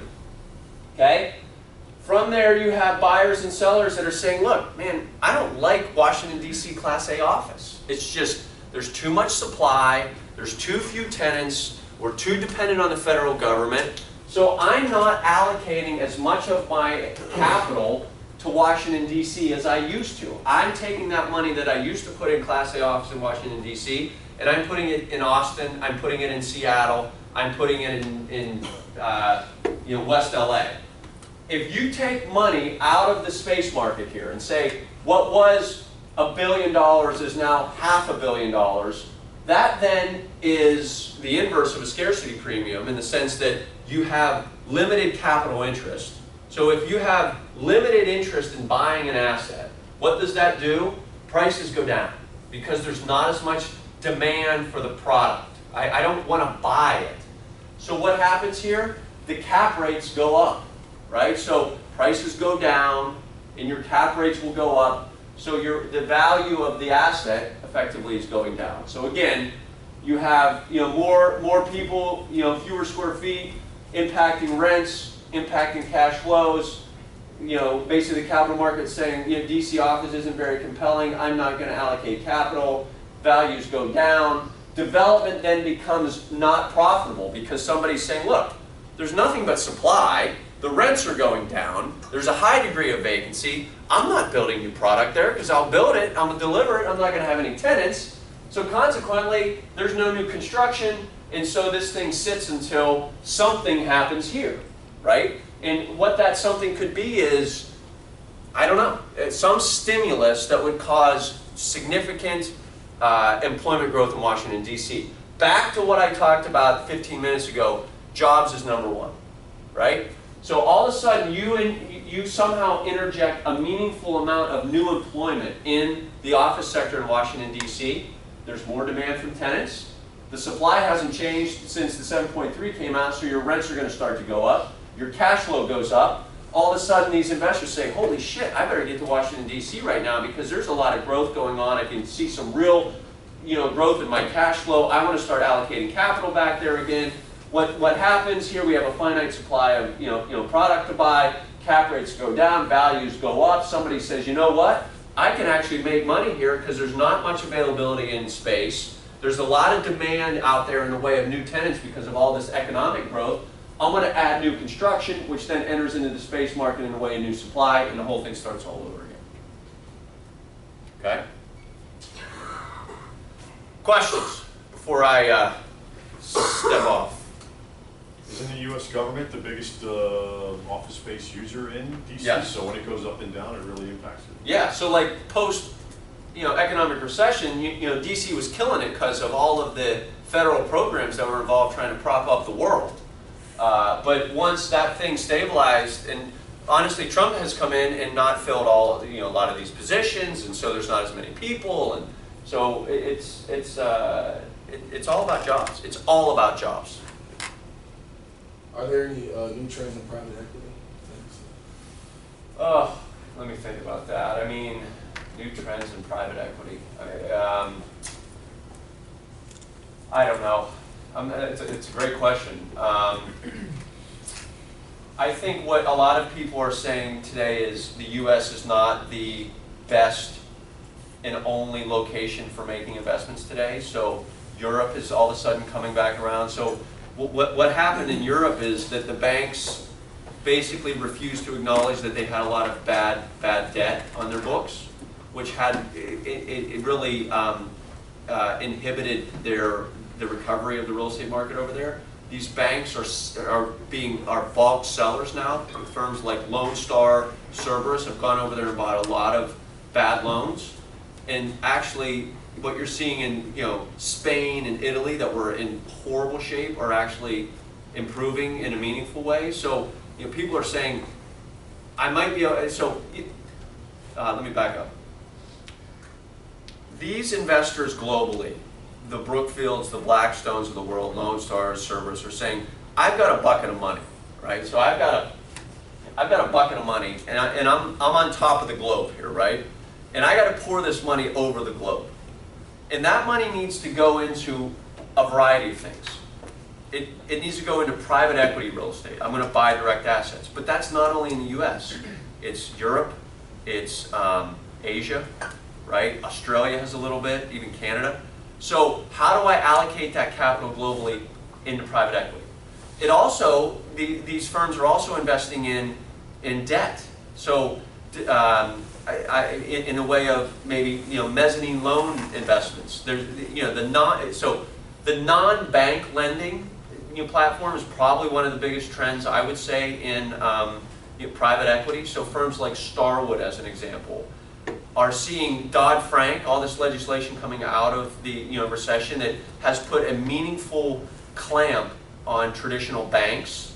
So Starwood's come out and said, look, I'm not subject to Dodd-Frank and all these limitations. I can do whatever the hell I want. I'm a private equity real estate firm. They are actively filling the void that these banks, does anyone work in a bank in here? These banks are pulled back in a meaningful way because because of all this regulation, which has opened up a significant amount of room for what we call non-bank lenders. And frankly, to me, I don't find private equity investing interesting today.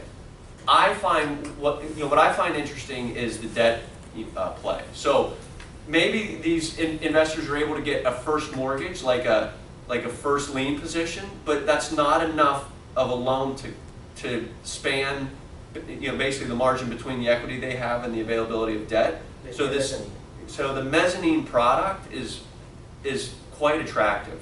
And they're doing things like, at Starwood, for instance, these Alt-A, on the residential side. So in the recession, these Alt-A subprime borrowers were the cancer. Well, so they basically can't get a loan today, period. But a lot of them they own their own business, and so they don't have like the W-2s that a lot of these banks need to be able to sort of qualify them as a borrower, so they have a hard time getting a loan.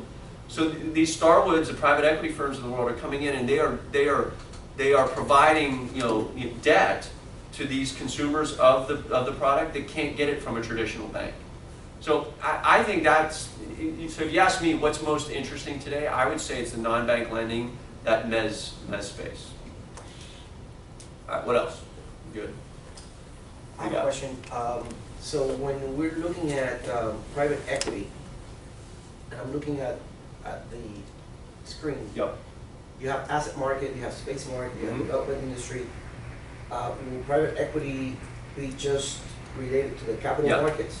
So think of the private equity piece as the demand, and really the supply, right? But I mean, let's just focus on the demand. Private equity is simply a bucket of capital. You have public equity too. You have, meaning REITs. So again, my last job at Invesco is I was a disposition officer, so I was selling assets, not as a broker, but I was responsible for the disposition of our assets. When you would call for bids, you would see the bid list, and there'd be 3 REITs, 8 private equity groups backed by pension funds, private investors backed by high net worth investors. So it's less as that this. Well, I mean, this is not a private equity system in and of itself. Right. It's simply it's a private equity class, I guess, or no, it's investments class, so it's everything. But the private equity piece is but one segment of the demand. Just wanted to make sure. Yep, and even in the development space, right?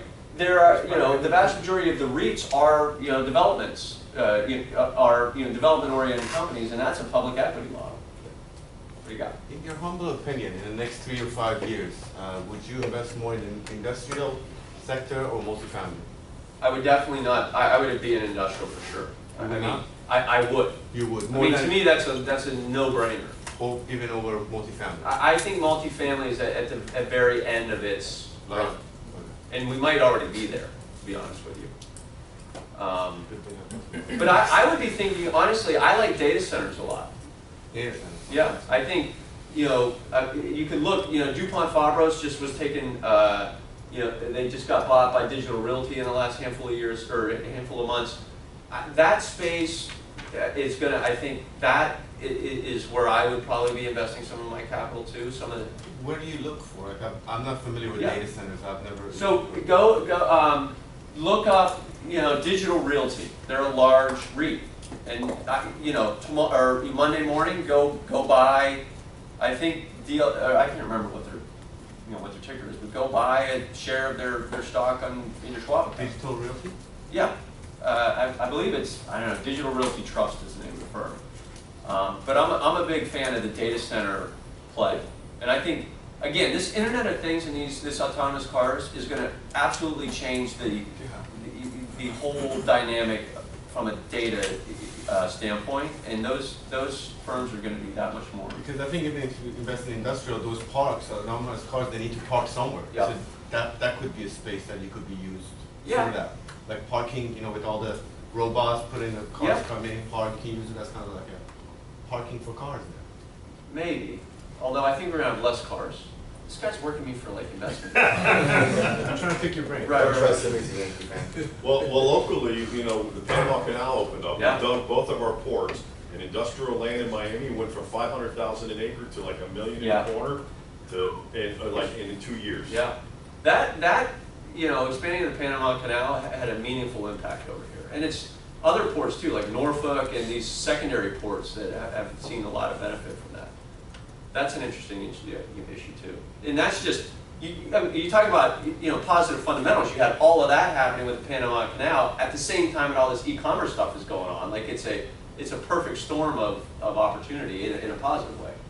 Maybe I feel like I dwell on the negatives too much, but that's a very positive aspect. All right, anybody else? All right, guys, I got to tell you, fantastic questions. I mean, seriously, I would have never guessed this was a Saturday morning. So, very, very good questions, and thanks for your level of engagement. So I've got a handful of questions. Oh, I've been saving them. So, you know, one of the things that these guys are many of them are doing right now, they're taking a class in Argus.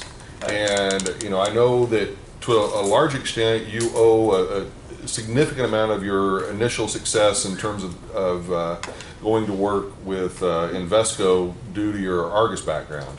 Can you kind of maybe just talk a little bit about that and kind of what you see the value of Argus being and kind of how it all kind of fits in with everything? Yeah, so I will tell you, he did not prep me on any of this stuff, so I'm not selling his book, so I have no idea what questions he's... So here's my beef with Argus. Argus is effectively the only software system the industry uses and has used for generations to develop, you know, basically commercial, not multifamily. Nobody uses it for apartments. For basically office industrial retail, you know, cash flows. Within the last couple years, they've introduced this product called Argus Enterprise, right, which replaces this product called Argus DCF. Argus DCF is what the industry knows and has understood and learned for 20 years or more, 30 years, right? The problem is with this migration from Argus DCF to Argus Enterprise is they fundamentally changed the interface. So guys like me that know Argus DCF like the back of their hand are absolutely lost when it comes to Argus Enterprise. In my, and again, and what this is me on a soapbox, it's extortion of the industry because they made us accept this Argus Enterprise and then they charged us an inordinate amount of money to accept it, to migrate. So we're being extorted, and I really wish if there's entrepreneurs in here, somebody needs to come up with a product that competes with Argus. I would use it out of spite alone. But so all that being said is the industry is effectively reset on its knowledge of Argus.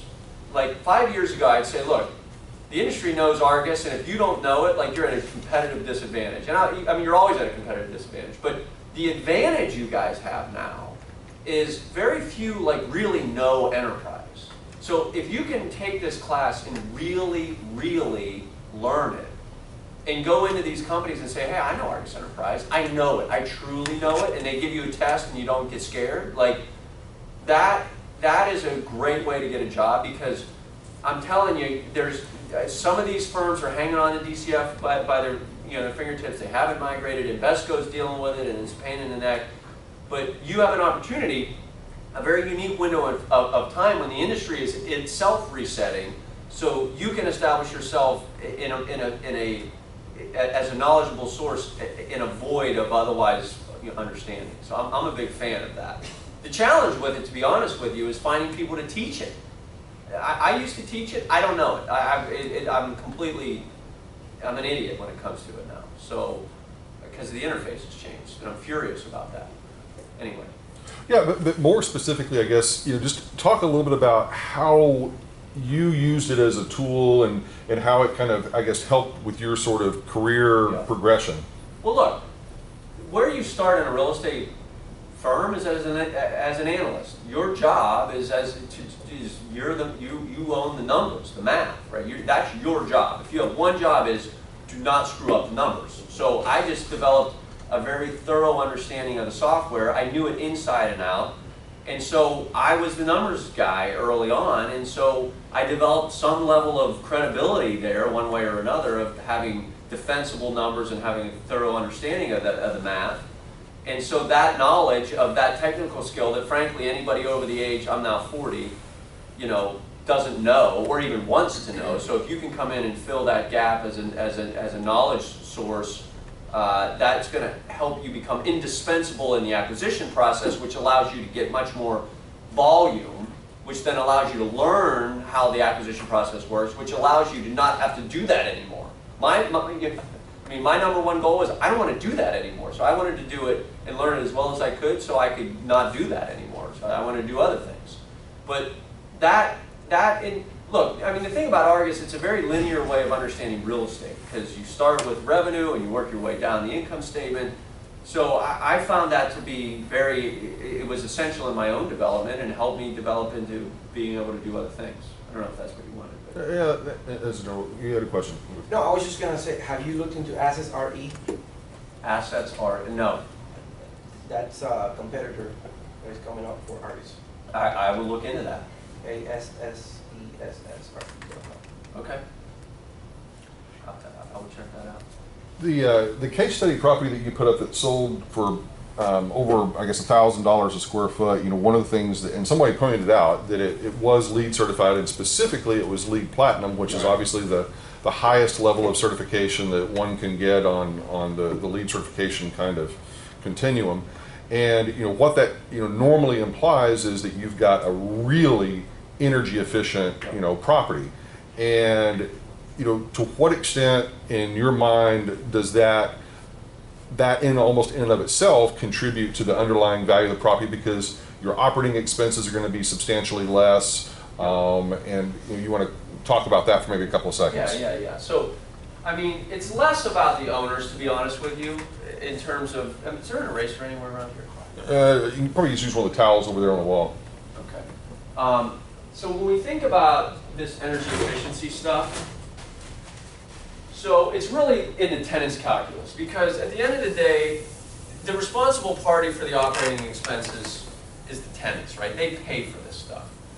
So a tenant's calculus, when they're thinking about leasing a building, is what they call occupancy cost. And essentially, occupancy cost is inclusive of their rent plus what I will call the triple nets, which that's the operating expense reimbursements, right? So a fallacy is that the tenant's only focused on rent. And the truth of the matter is what they're focused on is how much am I going to have to pay every month to occupy this space? Because in certain instances, they're going to pay a lot of money in the way of operating expenses, right? So if they are comparing maybe building number one versus building number two, and maybe building number one is the platinum building we talked about, and the other one is just not, maybe it's Energy Star and that's it, or whatever it might be. And they look at it and say, you know what, I mean, the rent is essentially the same between these two, but my triple nets, what I'm having to reimburse the landlord for in the way of operating expenses is meaningfully less here. So my occupancy cost all in at building number one is less. And so I'm going to go there. So as a landlord, where I'm going is I can maybe compete a little bit harder on tenancy, because the occupancy cost I can market against, I can sell against some of these other companies. So having the ability to have a lower overall operating expense load that then I pass on to the tenants to reimburse would be a distinct advantage from a leasing perspective. Okay. So another thing that you brought up kind of was about the lease, the probability of the lease renewal for the Best Buy space in terms of the releasing the whole property versus maybe half of it, that sort of thing.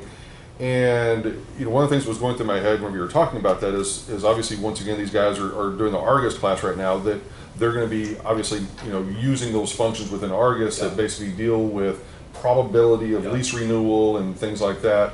You maybe talk a little bit about that from the Argus perspective and kind of some of those different assumptions that they're going to be facing. Yeah, so maybe I'll think about it less from the Argus side and more from just how do you think about what you should put into Argus. So, the renewal probability is tough, and depending on how far out you are, it's very opaque. Now, as a general rule, we underwrote a 65% renewal probability of all of our tenants. So we just, in our analysis of likelihood of renewal, we came to the conclusion that essentially 65% of the time our tenants renew. So as the default, in lieu of any other knowledge of any sort, we underwrote a 65% renewal probability. Now, what you would, so let's say this. Let's say I'm buying that building right now, and I'm in my Argus model, and I've got, let's say there's 2 years left till Best Buy's, till Best Buy's leases up. And you're trying to figure out how to price the asset and try to think about the continuum of outcomes. I mean, what I would probably do is you would sensitize the thing like crazy, right? You would say you'd have a renewal scenario where they 100% renew.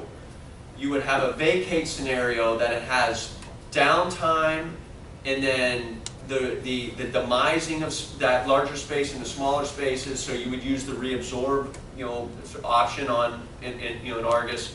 The TIs and the associated leasing commissions to get that space leased. Because what I was trying to do as an underwriter, analyst, whatever, is what's my downside? Like if they blow out, the space is vacant for a year, I got to put $3 million into demising it, and then I get it leased back up. What am I gonna? What's the return that I can likely get? And then there's the ups of just, well, what if they do renew?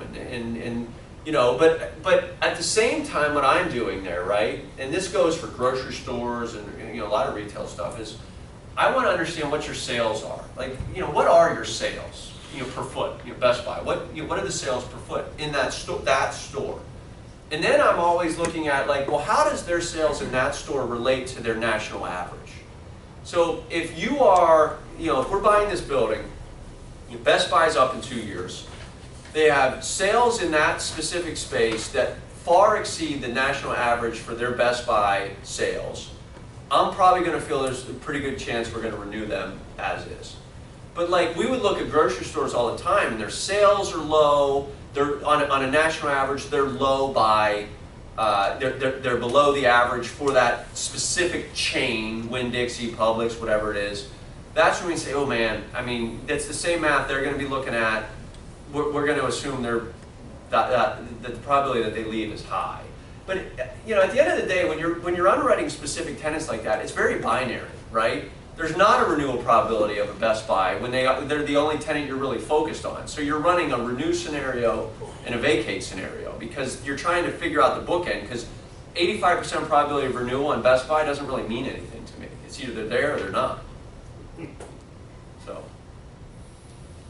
All right. So changing gears a little bit, obviously, in terms of the skill sets and the analytical sort of skills, the technical skills, that sort of thing that students coming out of a program like this or your program, I mean, what are the things that in your mind that you're hearing employers talk about being the most, I guess, valuable or the most sought after, kind of skill sets? And is that maybe changed at all, or is it pretty common? So clearly the technical side is important, right? So your Argus is important and your Excel is important, right? So Excel is where it all happens. The cash flows are created in Argus, exported and dumped into an Excel model where you apply debt, you apply your joint venture structure, so all of the pricing, if you will, occurs in Excel. The ability to come out of a program like this with a knowledge of a real, authentic knowledge of Argus Enterprise, coupled with a genuine understanding of Excel. Now again, in my life, one guy I would consider a real power user in Excel when it comes to financial modeling within real estate. But if you are looking for like, hey, I've got time and I want to develop a skill, go pick up, you know, I would go get as many real estate Excel models as you possibly can and tear them apart.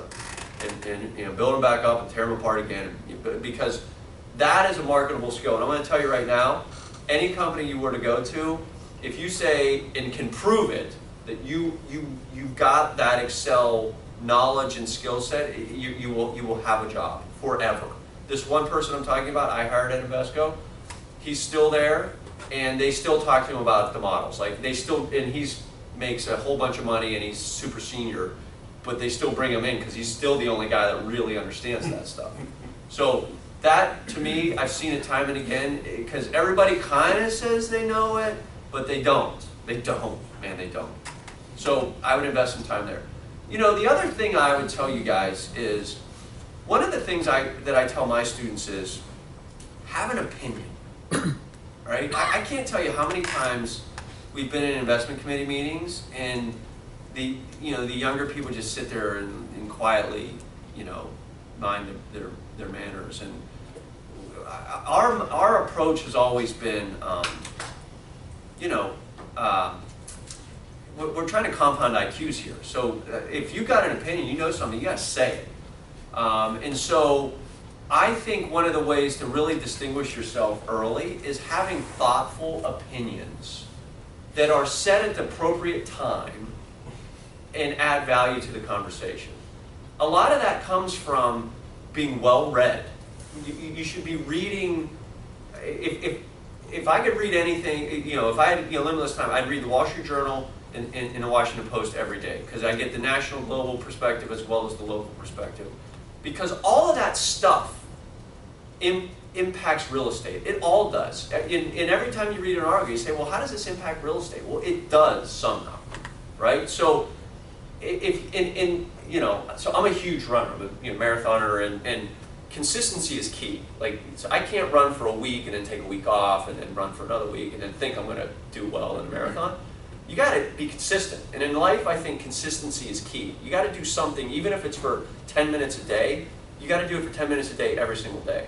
So this consistency of reading, that consistency over time allows you to develop an understanding of concepts that then allows you to develop an opinion, that then allows you to be thoughtful in these meetings and conversations. And I think too few people are too lazy. And at a point in time, when you, if indeed you have time, use it to develop opinions, because at some point in time, if you don't have opinions, you're just an inputter of numbers and you're just going to stall out.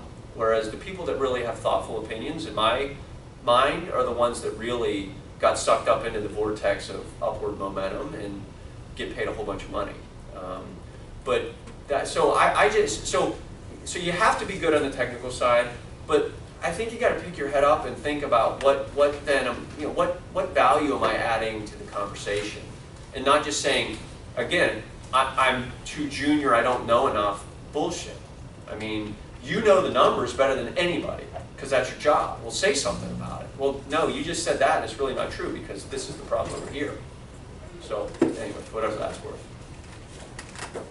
So in terms of the whole kind of job search process for folks that are graduating from a program like this or from yours, I mean, what are kind of some of the key things to I guess be looking for or look out for? Or network, and then when you're done, network. I mean, this business, these MBA students come in and it's like, well, when are all these real estate companies going to show up on campus and do all this on-campus stuff? I'm like, dude, like, they're not coming. Like, they're not coming. And because generally real estate companies are not like banks. They are not programmatic hirers of 20 people every year. They just don't do that. They need one person or whatever. Typically, real estate companies do not have any clue about the academic calendar. They don't know that it is now May and there's graduation coming around. I can't tell you how many people have come to me on June 30th and said, hey man, I think I need somebody. I'm like, well, what the hell you want me to do about it? Like, everybody's gone, right? I can't do anything about it. So you got to network like crazy, and there's an art to networking, in my opinion, that most people don't get. And so, you know, I don't know if you guys have seen Billy Madison, the movie. Has anybody, you guys seen that movie? It's one of my favorites, but there's a scene in the movie where Steve Buscemi is polishing his gun, right? And he's going to shoot. He has a list on the wall of all the people that wronged him at some point in his life that he's going to kill. And Billy Madison's name was on there. And, you know, I don't know, Billy calls him and apologizes for being a jackass in high school and he wipes his name off the board. Well, you need to be Steve Buscemi in the sense of, who do you want to talk to? Who do you want to meet? What's your strategy? What's your approach? Like literally, this month, I'm going to reach out to these 10 people and I want to try to actually get in front of these 5, right? So that you're being very strategic about how you meet people. Because I'm going to tell you what, my Invesco job and my job at SMU is due to one person. And that's a guy by the name of Chuck Dennis, who came in and spoke at in a class I was getting my ass kicked in when I was at UT Arlington. The fact that I'm even here is due to that guy, right? Long ago, back in the late 90s. So you need to, I tell my students, be very intentional about your networking. Have a strategy, have a plan, have goals. And then the other thing I tell them is, if you email somebody and they don't respond back, or you email them again, and if they don't respond back, move on. Like, you're anonymous to them, like in a good way, in the sense of, you're like, well, am I going to offend them? They're never going to remember you, so who cares? Like, you know, Napoleon said, fortune favors the bold. You have to just sort of let that stuff roll off your back. The other thing I would say is, I'm a big fan of handwritten notes. Like, I write 100 notes a month, and write handwritten notes. I mean, there's an art sometimes with email that you got to get something in quick after an interview. Follow it up with a note. Like, nobody does that anymore. Nobody does that anymore. Go out, spend money on legit, stationery, and write notes, because nobody does it anymore. And write notes for stupid reasons, like, hey man, it was great seeing you. I write notes to any student that says they want to come to Georgetown. I'm like, I email, or I send them a note. I said, man, we need you at Georgetown. Like, that stuff, that's the softer stuff that matters. That I think it matters to me, and I'm sure you all look like you've worked at some point or even extensively. That's the softer side that matters. Do you think artificial intelligence will have any effect on real estate? I mean, augmented reality, I've heard a lot about, in the sense of, if you are, now you don't, like, you can be in your backyard on your basketball hoop and you can play Michael Jordan in augmented reality with your goggles on. And so, do I need to go to a movie theater anymore because I can just pop those things on and I can do whatever I want to do? I can go, you can do almost everything at home. I mean, so I think it's going to have impact. I think it absolutely will. AI, hell, I don't know. I mean, we're all going to be out of jobs and, smoking dope. I mean, I have no idea but I think it's going to impact, I was reading the other day about just, I don't know if you saw Pizza Hut, they just did something, they just bought a fleet of self-driving cars to start to deliver their pizzas, and everybody's pissed off because the pizza drivers are out of jobs. But so it'll have some impact. It'll be fascinating to see the magnitude. I'm sure it's going to be significant. Again, I wouldn't be here. I wouldn't be telling you if I knew. Yeah. What association would you recommend someone joining that's interested in private equity? So here's my thing on I'm probably a loner in my, I don't like being at conferences and like hawking my card. Like, I just feel uncomfortable about it. My style, because I think what you're asking for is typically, what is the networking, so I try to network on a person-to-person basis. I don't like networking at conferences. I think it's too impersonal. In my opinion on conferences is, nobody's ever going to tell you stuff that's really, you can really make money on. Like, it's all retreaded concepts that I think are just a waste of time. So I don't go to any. I'm a member of ULI. I haven't been to a ULI conference in decades. I would probably say ULI. but it depends on what you're interested in. Like, for instance, okay, so I would probably say, you know, ULI. You could also look at, like, PREA is a big sort of institutional, PREA, Public Real Estate Association, or Private Real Estate Association, I can't remember what it is. That's a big one. But I would say urban land for all intents and purposes. But again, I'm unique in that people love those events. I just don't love them. I hate those things. So, all right, what else? Any other questions? All right, great. Thank you very much. Yeah, thanks, Pat. I enjoyed that very much. Thank you. All right, let's take a 5-minute break. Do you have a business card? Yeah, man, I definitely have one.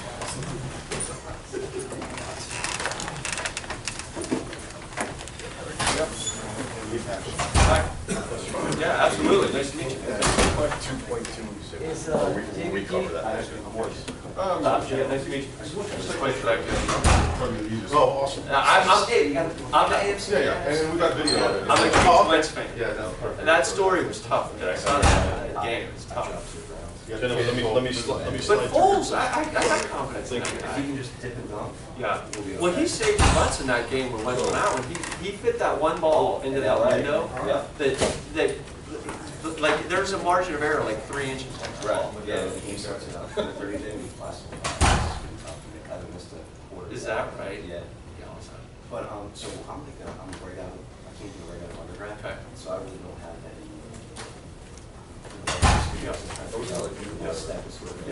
And I'm looking for something between acquisitions. Yeah, that is the internet. That is what's in between. So I'm gonna be part of the decision making process, but I would be, I have to someone that offer next. Yeah, I mean, look, development. I'm not a development guy. I think we're in a position nationally where development's it's gonna be hard to justify. So you'd be much more inclined, I think, to be looking at more of an acquisition role to the extent. So, and look, I'm not a developer. I was an acquisition guy, so I'm biased in that regard. But I think if you can get into a company that allows you to look at as many product types as you can. So like Invesco, all 4 product types. So I got to learn everything. Yeah. All around the country. Like that's arguably the best model. So like a sort of bigger company like Blackstone. I mean, yeah, but the probability of getting in there for any of us is 0. But like, we could think about Florida area companies, but I would think locally, meaning like in Florida. I'm actually looking to go sort of like big city after this. Okay, like where? Where do you think Miami's a big city? It is. It's not my I don't have enough classes today, so I have like, I took the class that work together and then 8 weeks off, and then this one, and then 8 weeks off, and then summer. I'd be happy to take Oh, really? That's the end. Yeah, gotcha. You know, I would encourage that as a, the acquisition route, the extenders. You know, if there's interest. Awesome. Cool. Yeah, probably. All right, man. Thank you. That was nice to meet you. Good luck today. Yeah, Appreciate it. How you doing? Hey, Chris. Good to meet you. Oh, good. Oh, good. Where at? What's that? Yeah, oh, yeah. I love that area. Yeah, oh, yeah. Right up, Buffalo Park there. Yeah, I know exactly where you're at. Yeah, and you mentioned JVC. Yeah. Multifamily. Yeah, just down from there, on the other side of the street. Yeah. So you're up there fairly frequently then? Once or twice a year, depends. Good. Yeah, I'm a big fan. I like that Global Park there, that Whole Foods right in there. I mean, that's a neat little niche. Well, I have another listing in South Missouri. A giant. Yep. You know Twain's Pizzeria? Where? Twain's? Twain's? 50,000. No. So higher you go, the less. I still don't know like all the assets. No. But it's like they used to have like giant supermarket, Yeah. And that was bought out and fully developed again. Yeah, I mean, that part of town's, if I were living in DC, I would live up there. It's cool. No, I worked in 10 plus, they pay 44. Yeah. Chevy Chase. Yeah. That ain't gonna work. Yeah. Oh, cool. That's great. Yeah, it's cold up there right now. I know it has to be here. That'll be a trip. It's nice. And I reached out to the one Yeah. department, No, it's a lot different. It's probably more laid back. Yeah, but sure, we should just roll off.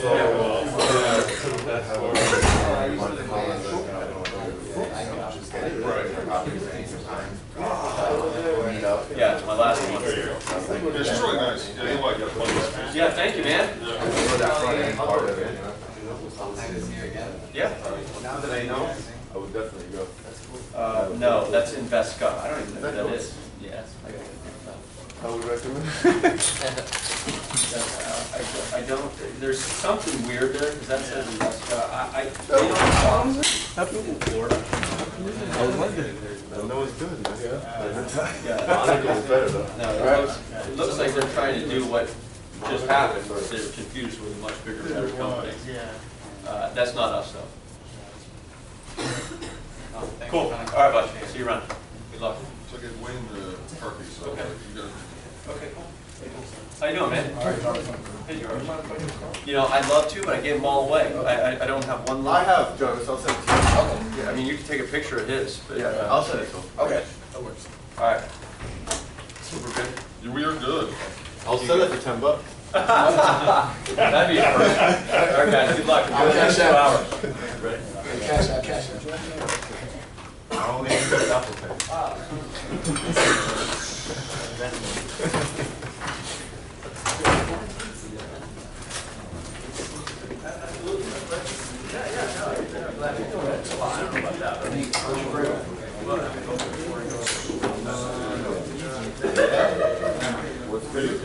Okay.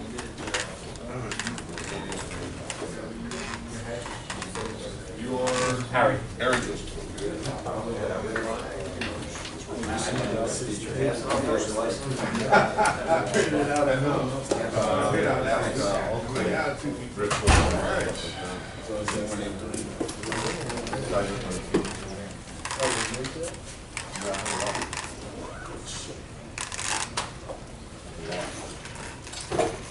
All right, we ready? Yes? Are you worn out after the first 2 hours? Okay. All right. So, I gave you guys a copy of the syllabus. Pull up one here. Look at it real quick. Everything should be pretty straightforward. Those of you that have had me before for look at advanced class, you kind of know how this works. Those of you that are brand new don't, so let me kind of just fill you in on a few key details.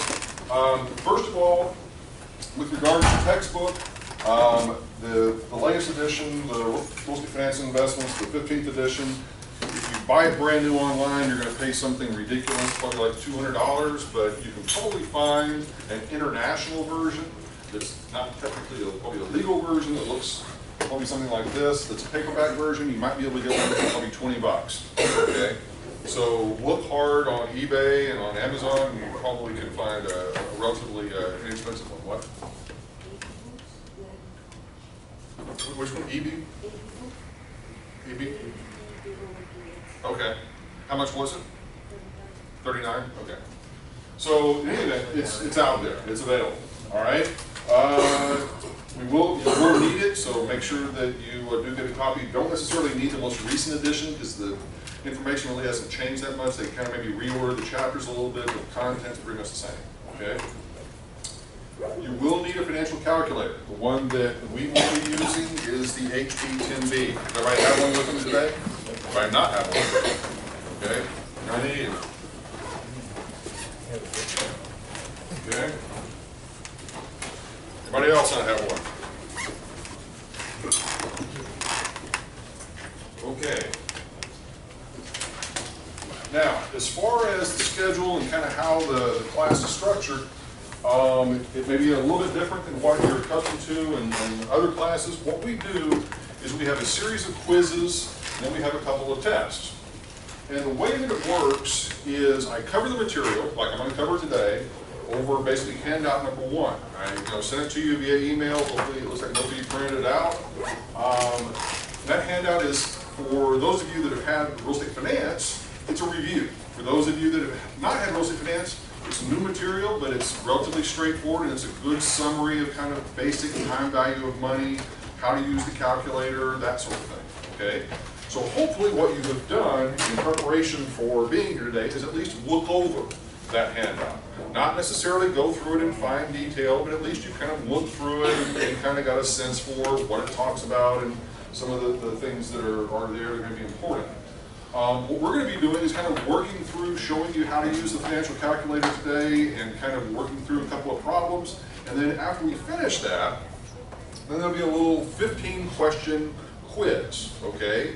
Now with the quizzes are open book, open notes, you know, calculator, you know, that sort of thing. So if you've taken good notes, you've paid attention, you've got the material there, you should be able to work through the problems and potentially do well. If for whatever reason that you didn't follow the material, you don't quite get it just yet, you've got one more chance. And that one more chance is the first test. And so the first test, the difference is, the test is closed book, closed notes. Okay, you still get to use your calculator, but what it sort of forces you to do, it's sort of a two-step process. And there's a method of my madness with this, is that if you pay attention and you take good notes and you're sort of following along as we're going through this, and then you should be able to do the quiz and do well in the quiz. Okay? If you're not necessarily paying attention, you're not following along, you're not quite grasping it for whatever reason, the quiz is good preparation to at least know what you're going to be seeing on the test, because it's going to be the same material, okay? All that's really going to be changed are the numbers, okay? But the process is going to be the same. So you've got basically two chances, in essence, to get the material and kind of lock it down. Now the reason why the test is closed book, closed notes is to incentivize you to obviously try to pay attention during the class and to take good notes, so you're not just necessarily going to fall asleep during class and eventually not be prepared, okay? So, if you take a look at kind of the layout of the schedule, you pretty much see that in most classes you've got one, possibly two quizzes, and then you've got a test covering typically, in this case it looks like 3 different chapters, or in the first case, the first test, which is 2 weeks from now, will be the handout number 1 that we're going to cover today, handout number 2, and then chapter 11. And then those 3 combined will be test number 1. Does that make sense? Now that represents basically 45% of your course grade, okay? Each quiz alone is 15%, so 15 plus 15 plus 15, that's 45. So you either you're going to have the higher of your quiz average or the test, okay? So you're not going to be penalized for taking the test. You've got the opportunity to take it. So for example, if on the first 2 quizzes, let's say your average is an 80, okay? Then you're going into the test with an 80 average. And if you make a 70 on the test, you're still going to get to keep your 80, okay? But if you make a 90 on the test, you'll get to have that as your grade. Does that make sense? Okay? Everybody follow? All right? Now, at the end of all of this, so you'll have a total of 6 quizzes and or 2 tests, and that will comprise 90% of your overall course grade. The remaining 10% will be comprised of a spreadsheet presentation that you'll be doing, which we'll get into much later in the semester, so don't need to even think about that right now, and also a case study that you'll be doing. Once again, that'll be at the very end of the semester, okay? Does that make sense, everybody? Yes or no? Yes. Okay, any questions on that? Yes? So basically it's the first 3 quizzes or the first test? Yes. Or the second 3? Quizzes or second test. Okay? Make sense? Yep. All right? And then each quiz is basically got 15 questions. Okay? All right? Very good? All right. Now, in terms of getting a hold of me, the phone number that's on here is my cell phone. I think it's on here somewhere. I thought it was. Maybe it's not. Okay. Well, if you do need to get a hold of me, what is it on here? Is it 954-258-3630. I do not purposely have an office phone. That way there's no reason for you to leave a message. This is the number to call or text if you need to get a hold of me for whatever reason. Obviously my email is on here, and that's probably going to be the best way. All email goes directly to my phone, and pretty much if it's a simple yes or no question, most of the time I'm going to reply almost instantly. If it's a complicated question that requires a more thoughtful response, it may take me a little bit longer to reply, okay? But most of the time, and these guys will probably tell you, that my favorite response to give is yes or no, okay? So, you know, it's You write 2 pages at the end. No. I'm very efficient that way. Yeah, I know. Okay, let's see, what else do I need to sort of mention out of the syllabus? So this course, how it is different than the real estate finance course, and it's not, there's not a necessity to have the real estate finance course as a prerequisite to this course, because they're 2 sort of different topics. This course is focused on equity, okay? It's focused on investors. It's focused on where does the money come from in terms of, not from lenders, but from investors to actually place into real estate, obviously, opportunities, okay? And so we're going to be focusing a considerable amount of our time looking at the tax implications on real estate investors, also looking at one of the biggest issues is on deal structure, okay? In terms of how do you put together a deal? Who gets paid? How much do they get paid? When do they get paid? What is it based on? You know, when do they stop being paid? You know, all those kinds of questions that we'll be getting into as we get into kind of deal structure. And then we'll also be looking at a handful of other sort of investment vehicles like real estate investment trust and other sort of joint ventures and syndicates and things like that. So this course is a little bit lighter to a certain extent on the calculations. Some of you are saying, oh, thank God, but you know, it's a little bit light. It's still a lot of calculations, but it's a little bit lighter on the calculations than on the real estate finance course. You're still going to have a fair number of sort of time value of money sorts of things that we need to sort of go through and calculate. But the real focus here is going to be on the cash flows associated with the real estate and also the impact of income taxes on real estate. Now, one of the things that Cypher mentioned whenever he was here, you know, about the, the tax law changes that we've just recently enacted, or Congress recently enacted, is most of those really had no impact on commercial real estate. On residential real estate, a whole different story in terms of maximizing the amount of property tax deductions and raising the standard deduction for folks and that sort of thing. And we'll talk a little bit about that, but as far as commercial real estate in terms of depreciation and things like that, really not a whole lot's changed. One of the big changes that did occur, however, is on the tax rates, okay, in terms of corporate tax rates, and that obviously will have an impact, and we'll talk a little bit about that, okay?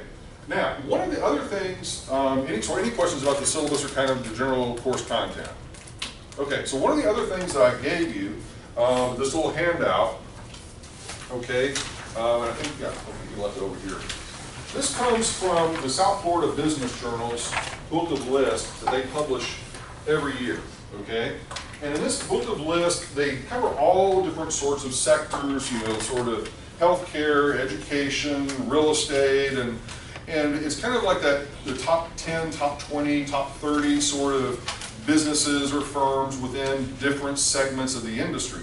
And so what I thought I would do is give you guys, you know, obviously a copy of the ones that are directly relevant to real estate, starting with kind of the real estate developers within sort of the South Florida market. And part of the reason for that is these are some of the firms that obviously you probably want to start familiarizing yourself with, okay? Probably go to their websites, you know, poke around a little bit and sort of see what they're doing, what kind of projects they're doing, with the anticipation that these might be some of the people, kind of like what Cypher was talking about, that you would want to begin to network with. That, you know, probably one of the things that would be really valuable would be, you know, you identify, you know, a couple of these firms that, you know, are doing the kind of projects that you might be interested in.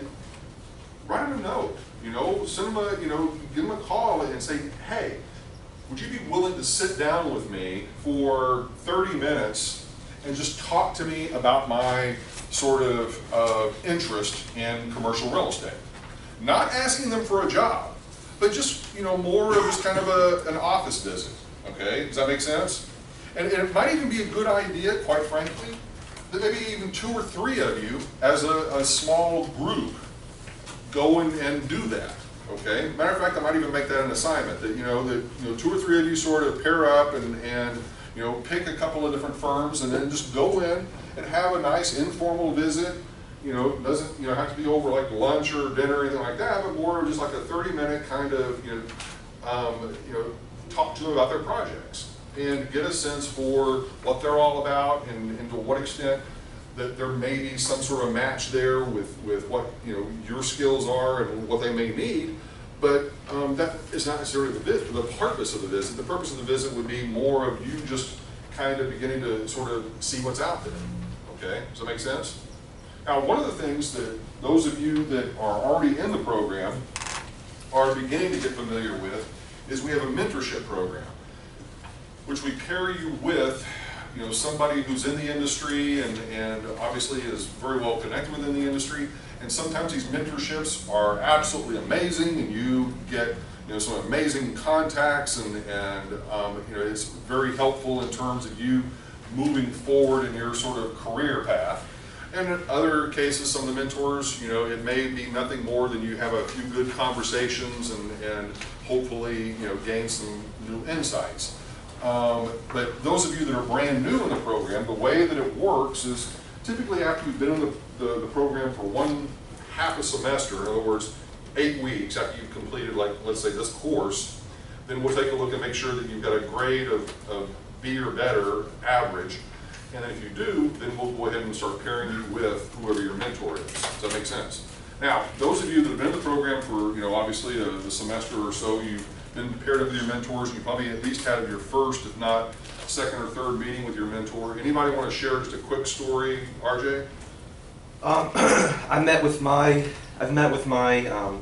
mentor a few times. He was I looked on his profile and Harry Posen, yeah, he's a home builder around here, and it pretty much matched with what I wanted to do. So I've met with him a couple times, once a month, and he just gives me his story. He started out working for a big company, and then he started his own firm or company himself. So having someone like that is pretty awesome to ask pretty much any question you want, and they don't look at you as a competitor. They pretty much take you under their wing, and they want to help you and see you as their project, so to speak. So it's definitely been a good experience so far with me.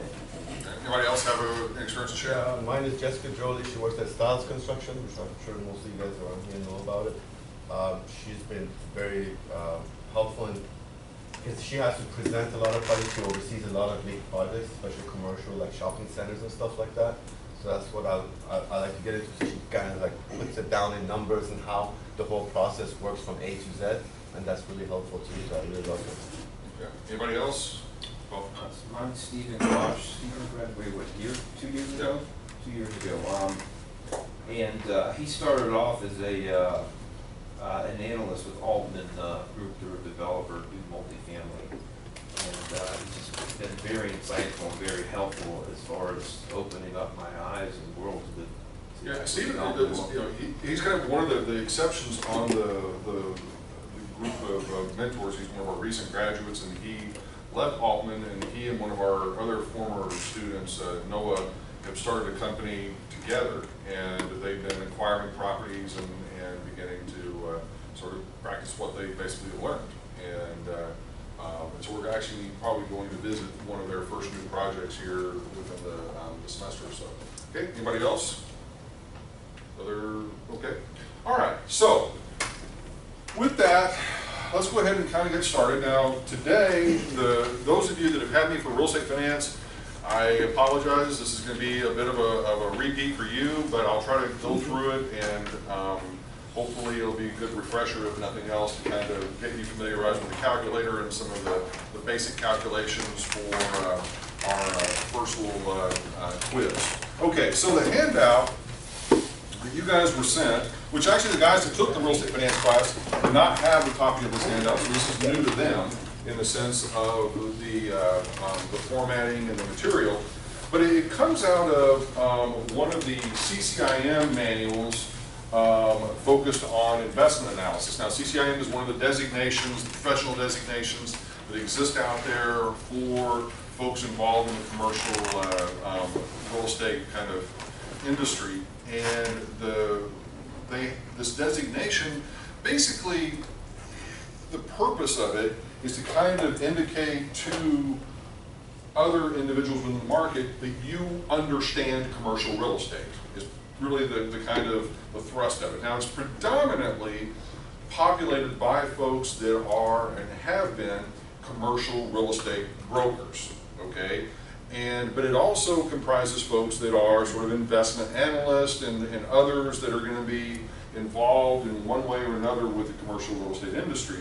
And so they've got a number of classes they've put together and course materials and that sort of thing, and that allow you to sort of pursue this designation. Well, all of that having been said, one of the other things they have available is what's called a fast track program.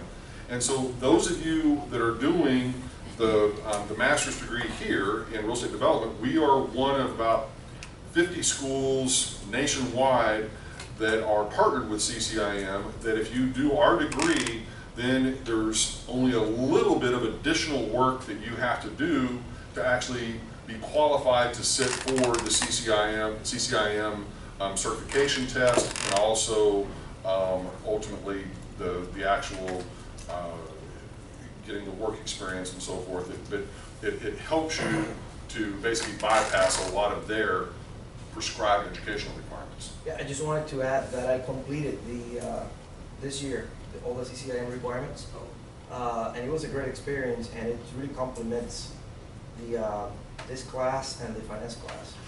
I only need to do now the production part of it. Right. So yeah, it's yeah, no, it's of the designations that are out there, it's one of the ones that has been and continues to be, you know, a pretty respected designation. So if there's one that you're potentially thinking about, that's one that you certainly should consider. But the cost is not insignificant. I mean, it's no. I think that the courses that I took, one was about $1,400. The other one was came down to $250. And then the ethics is free. So that was about maybe $1,800. Yeah. But then you have to pay the membership. Yep. You don't have to pay the membership to get the courses. So, but in order to get the designation, you have to pay the membership. It's about $600, $700 a year. And so it's not cheap to maintain these sort of designations. And it's, if you're asking the question, you know, is it worth it? It's one of those sorts of things that kind of depends on what sort of arena that you're going to be playing in. You know, and you know, if you're going to be really out there. I'm a broker, so it works for me. Yeah. But they also have like a student membership. Yeah, they do.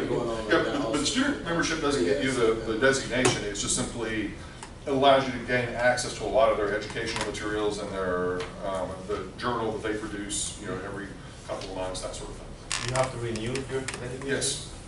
Oh, every year. Every year is no. Every year is you pay a membership.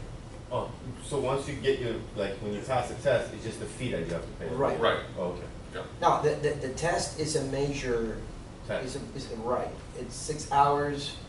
They do it in Orlando, some other city, and you have to study for that. And if you don't pass it, you don't get the designation. You pay for the test as well. You can't retake it? You can. I think that you should retake it the next day. Okay. After that, then you have to wait.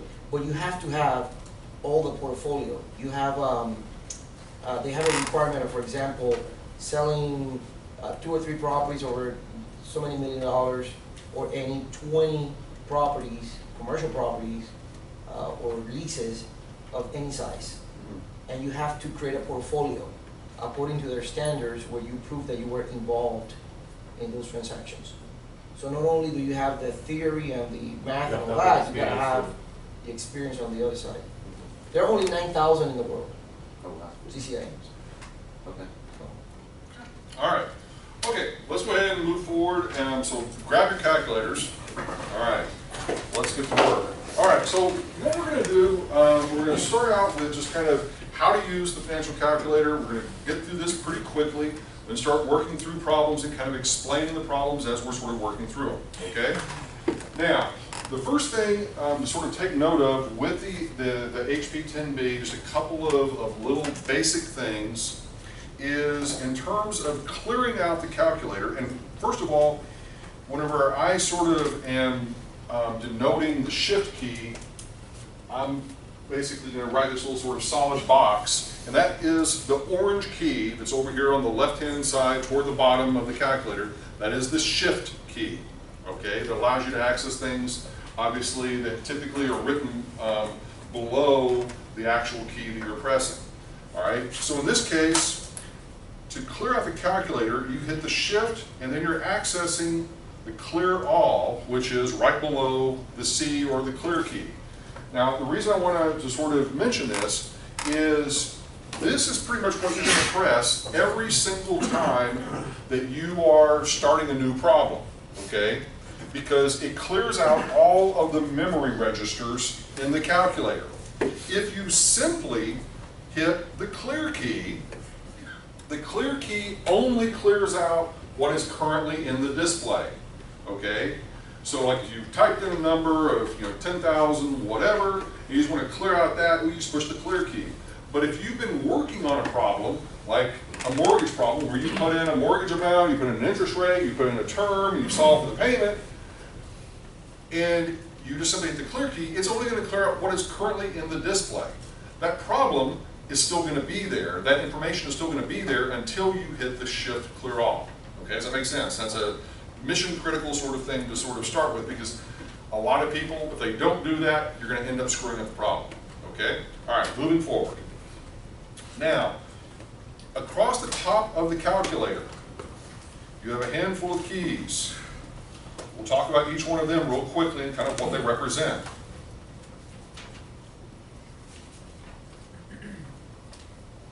All right, to start with, the number of periods key. Okay, well this can be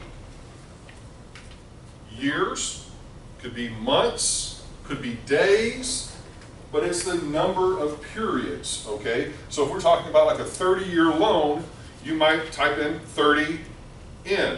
Okay, and pressing the in after you put in the number of years. It also could be months, so it could be, let's say, 24 months, but to do that, you might have to push something like 24 shift in, and we're going to kind of get into that a little bit later. But right now, just realize that the N represents the number of periods, okay? The next one... How do you do days, if you wanted to do days? Or you do 365, basically, periods per year, and then that would allow that to be representing days. Okay? Which we'll get into that later. Okay. The second one is interest rate divided by the year, or the interest per year, okay? So in the case of like an interest rate, you're going to be quoted an interest rate of 5% a year, okay? This is where that's going to be sort of represented in terms of this is the rate of interest, or in some cases the rate of return, but it's representing some sort of an interest rate or rate of return, okay? Then we have PV, or present value, which is simply what is the value of whether it's an asset or whether it's a cash flow stream, whatever it is, what is the present value of it today, okay?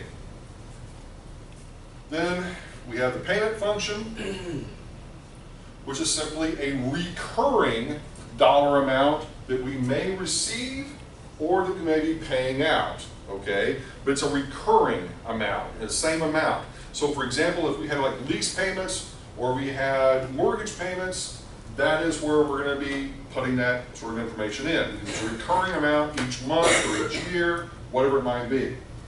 And then we have future value, which is what is the value of a particular asset or a particular cash flow at some future date, okay? Very straightforward, okay, once again in terms of what those are. Now, they begin to be much more complicated as we begin to kind of modify and sort of say, okay, well, how many payments per year are we looking at with a particular problem? So one of the very first questions that you're going to want to ask yourself whenever reading a problem is this problem looking at annual cash flows and annual sort of dollar amounts, or is it looking at it monthly? Is it looking at it quarterly? Is it looking at it daily? Is it looking at it semi-annually or weekly or whatever? Now, the overwhelming, probably 95% of everything that we're going to touch in this course and in our program, it's either going to be annual or it's going to be monthly, okay? So pretty much when you're reading through a problem, you're going to just immediately search for, is this annual or is it monthly? If it's annual, what you're going to do to set the calculator up is you're going to hit 1, you're going to hit the shift key, and then you're going to hit payments per year, which is right below the payment key.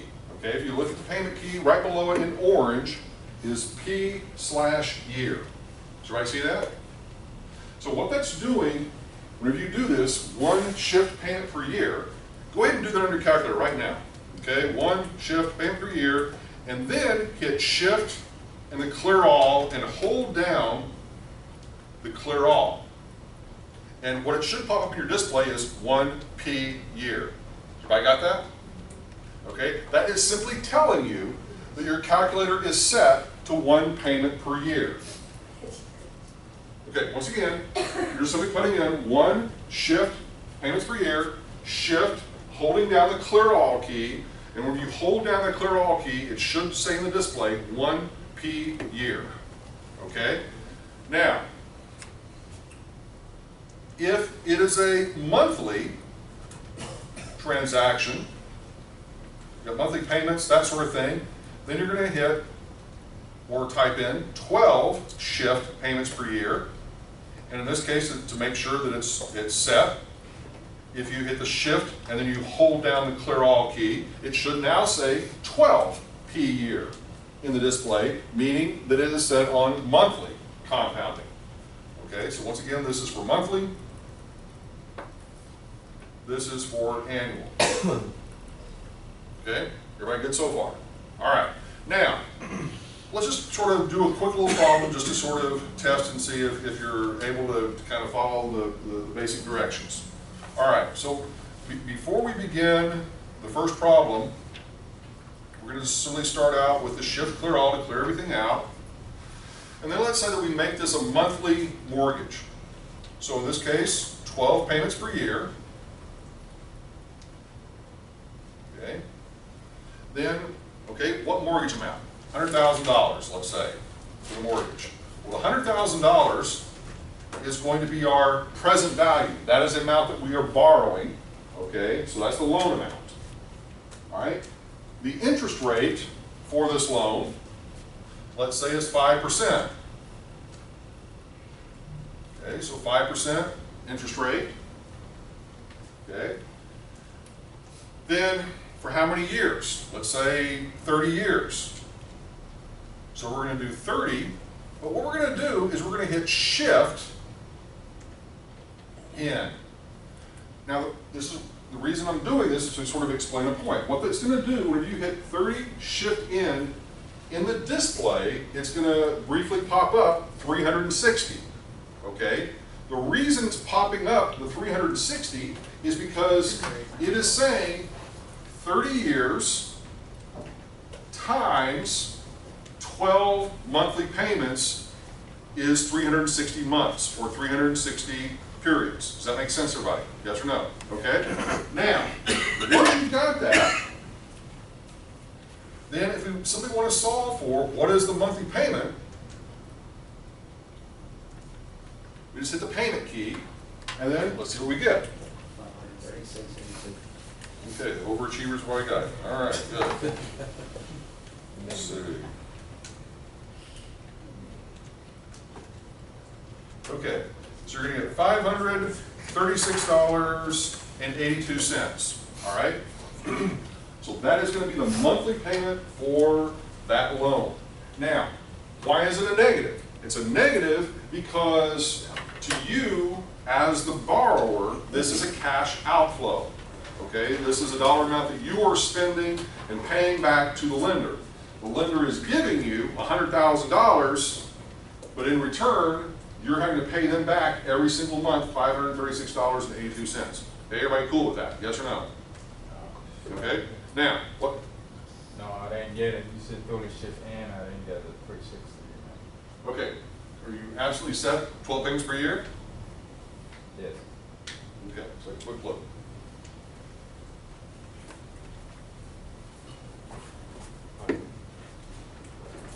No, except for 12, except for one hand here. Okay. Now, so you should get $536.82. Everybody else get that? Yes? Okay, good. All right. Now, let's just play around with this a little bit in terms of some of the other information that we can kind of obtain. One of the functions that your calculator has is an amortization function.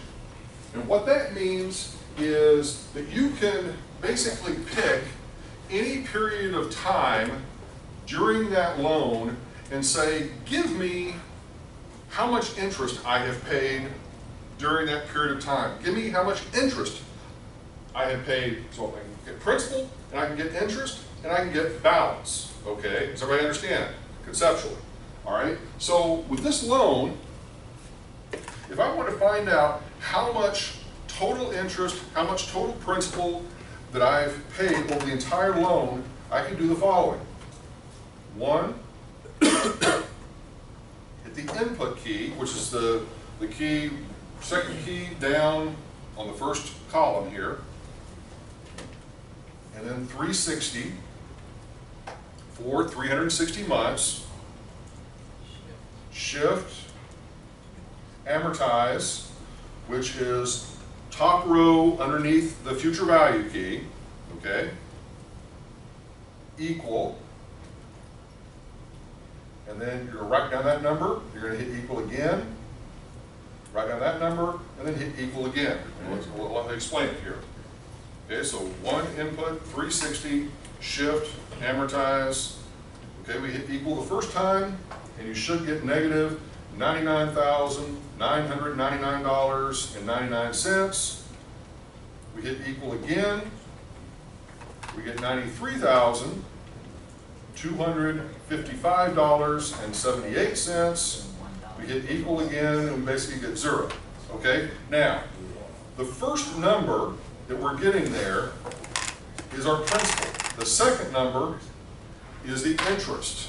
And the third number is the balance. And the way to, I mean, obviously those pop up in the display as to what they are, but you know, some way to remember is PIB, P-I-B, principal, interest, balance. So this really should be $100,000, but it's obviously just not rounding it all the way up. But that is the total amount of principal, or the total amount we've paid back the full loan after the 360 months. Does that make sense, everybody? Yes or no? Okay? Over that 360 months, believe it or not, and that's the spooky part about this, we paid $93,000 in interest, almost the amount of the principal. Okay? So combined, we've basically paid back to the lender $193,000 for a $100,000 loan over 30 years. Does that make sense? Okay?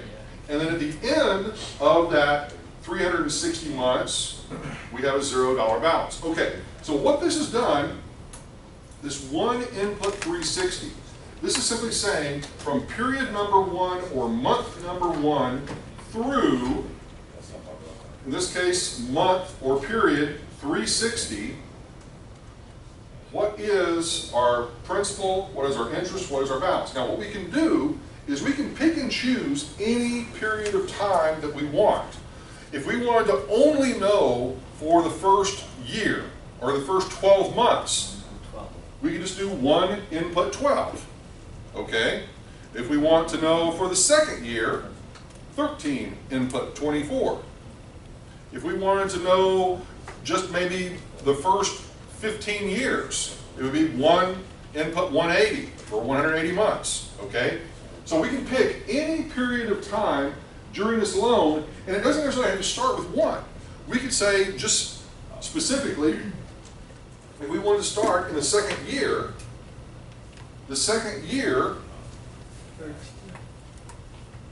year 1 is going to be months 1 through 12.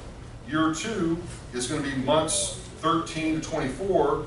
Year 3 would be 25 to 36. Year 4, 37 to 48. Year 5, 49 to 60, and so forth, so on. So that if we wanted to know what was the principal paid what was the interest paid, and what is our balance for any one of those years. We can simply put in 1 input 12 for the first year, 13 input 24 for the second year, and so forth, so on. Does that make sense? Okay, just a way of accessing that information. Okay, all right, let's move forward.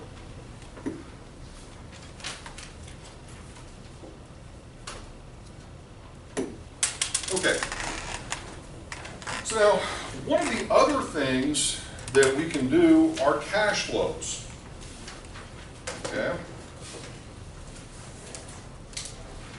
and by cash flows, what we mean is this is where we've got a series of dollar amounts that we are either paying or that we are receiving. Okay, so that in the event that we've got lease payments that we're making as a tenant to a landlord, or from the landlord's perspective that we are receiving, that we want to potentially value what those cash flows are. We'll start with what we're going to call sort of annuities, which are going to be fixed cash flows. Okay, this is where the dollar amounts are the same. And so in this particular case, let's say we've got a 5-year sort of holding period, and here at time period 0, we've got an expenditure of $10,000 that we've made at the beginning of the investment, so time period 0, right here, right now, today, of $10,000. And then over the course of the next 5 years, this investment generates $2,500 a year.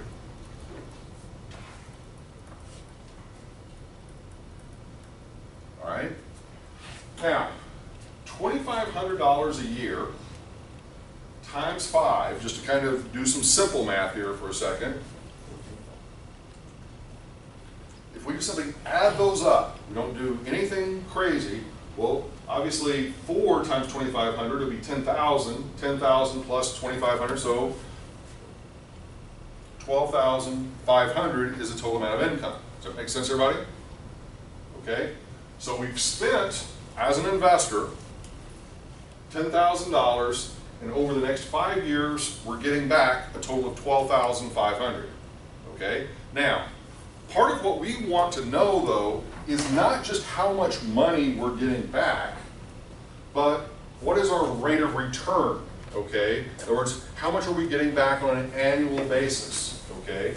And over what period of time? So one of the things that we are able to do with these fixed cash flows is as follows. We can simply say, okay, these are happening on an annual basis, so the setup is going to be like this. So clear all, okay? This is going to be annual, so we're going to do 1 shift payments per year, and then in terms of kind of putting this into the calculator, we know the value today was $10,000 that we had to spend on this investment, so we need to change the sign to make it negative because it's a cash outflow that we've made, and that's going to be our present value, okay, or the dollar amount that we spent today. Then we're going to be receiving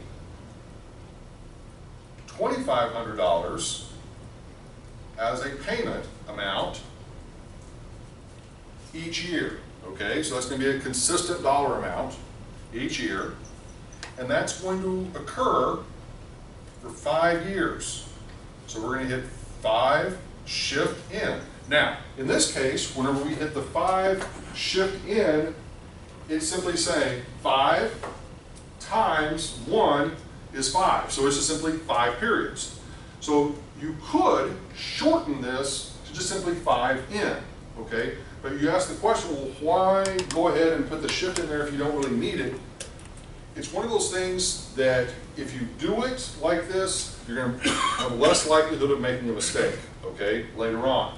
So you sort of get in the habit of pretty much almost always using the shift key whenever putting in the term, because even whenever it is just only one period per year. Okay, so you've got those three pieces of information. All right, now what I said that we wanted to solve for was what is the rate of return, okay, or what is the interest rate, if you will. So do we have enough pieces of information? Okay, we've got the present value, we've got the payment, and we've got the term. So let's see if we can solve for the rate of return or the interest rate for this. Okay? Right? Okay, so 10,000 plus or minus present value, 2,500 as your payment, 5 shift in as your term, solve for the interest rate. Should get 7.93%. Okay, everybody matching? Very good. Okay. All right, 7.93%. That's simply telling us that on average, the rate of return for this particular investment is 7.93% each year for the next 5 years. Okay? All right.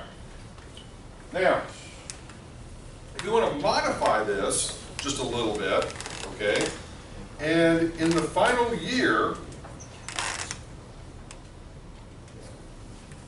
we want to sell this asset, we're going to have an additional potentially cash flow that we're going to introduce. We're going to introduce what's called in real estate the reversion value, okay? Also in finance, called maybe the salvage value. And so you're going to have potentially the case of, okay, we spent $10,000 on this investment, this piece of real estate, whatever it might be. We've received $2,500 a year for 5 years. And then at the end of that 5 years, what is the salvage value? What is the reversion value? What is the dollar amount that we're able to sell this asset for, to include within our rate of return? Because our original scenario that we've painted here implies $0 salvage value. It implies that basically the asset, whatever it is, has no value at the end of 5 years. So in this case, we're making the assumption that it does have some value, like a piece of real estate would. So at the end, let's say that we sell it for what we pay for it, $10,000. Okay? So what does $10,000 represent, to kind of go back? That's our what? Our future value. In other words, it's what the asset is worth 5 years into the future. So what we can do is we can actually, after having put in the information that we've put in here, we can simply go down, put in $10,000 as our future value.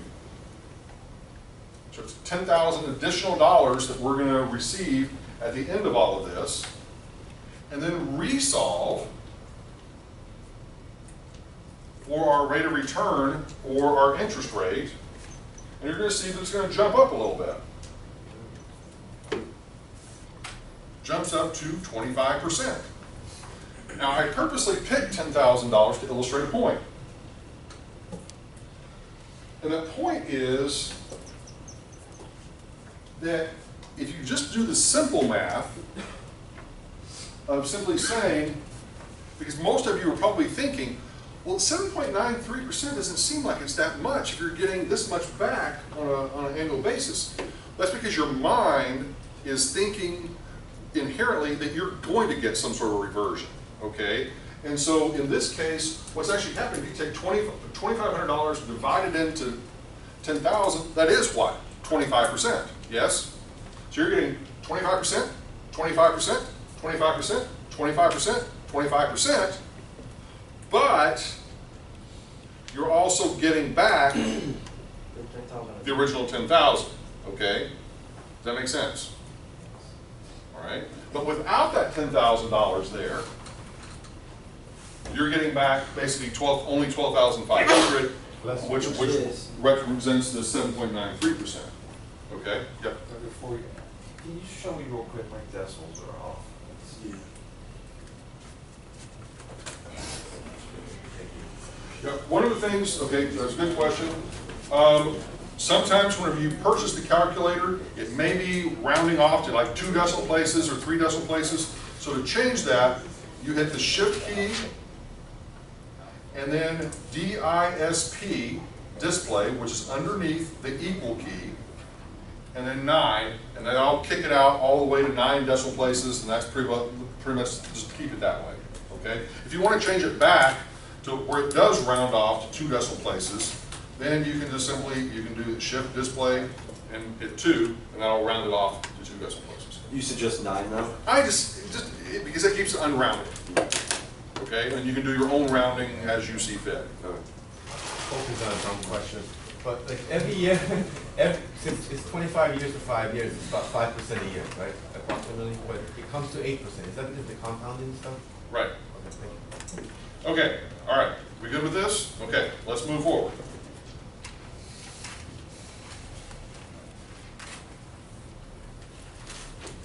Now let's do cash flows,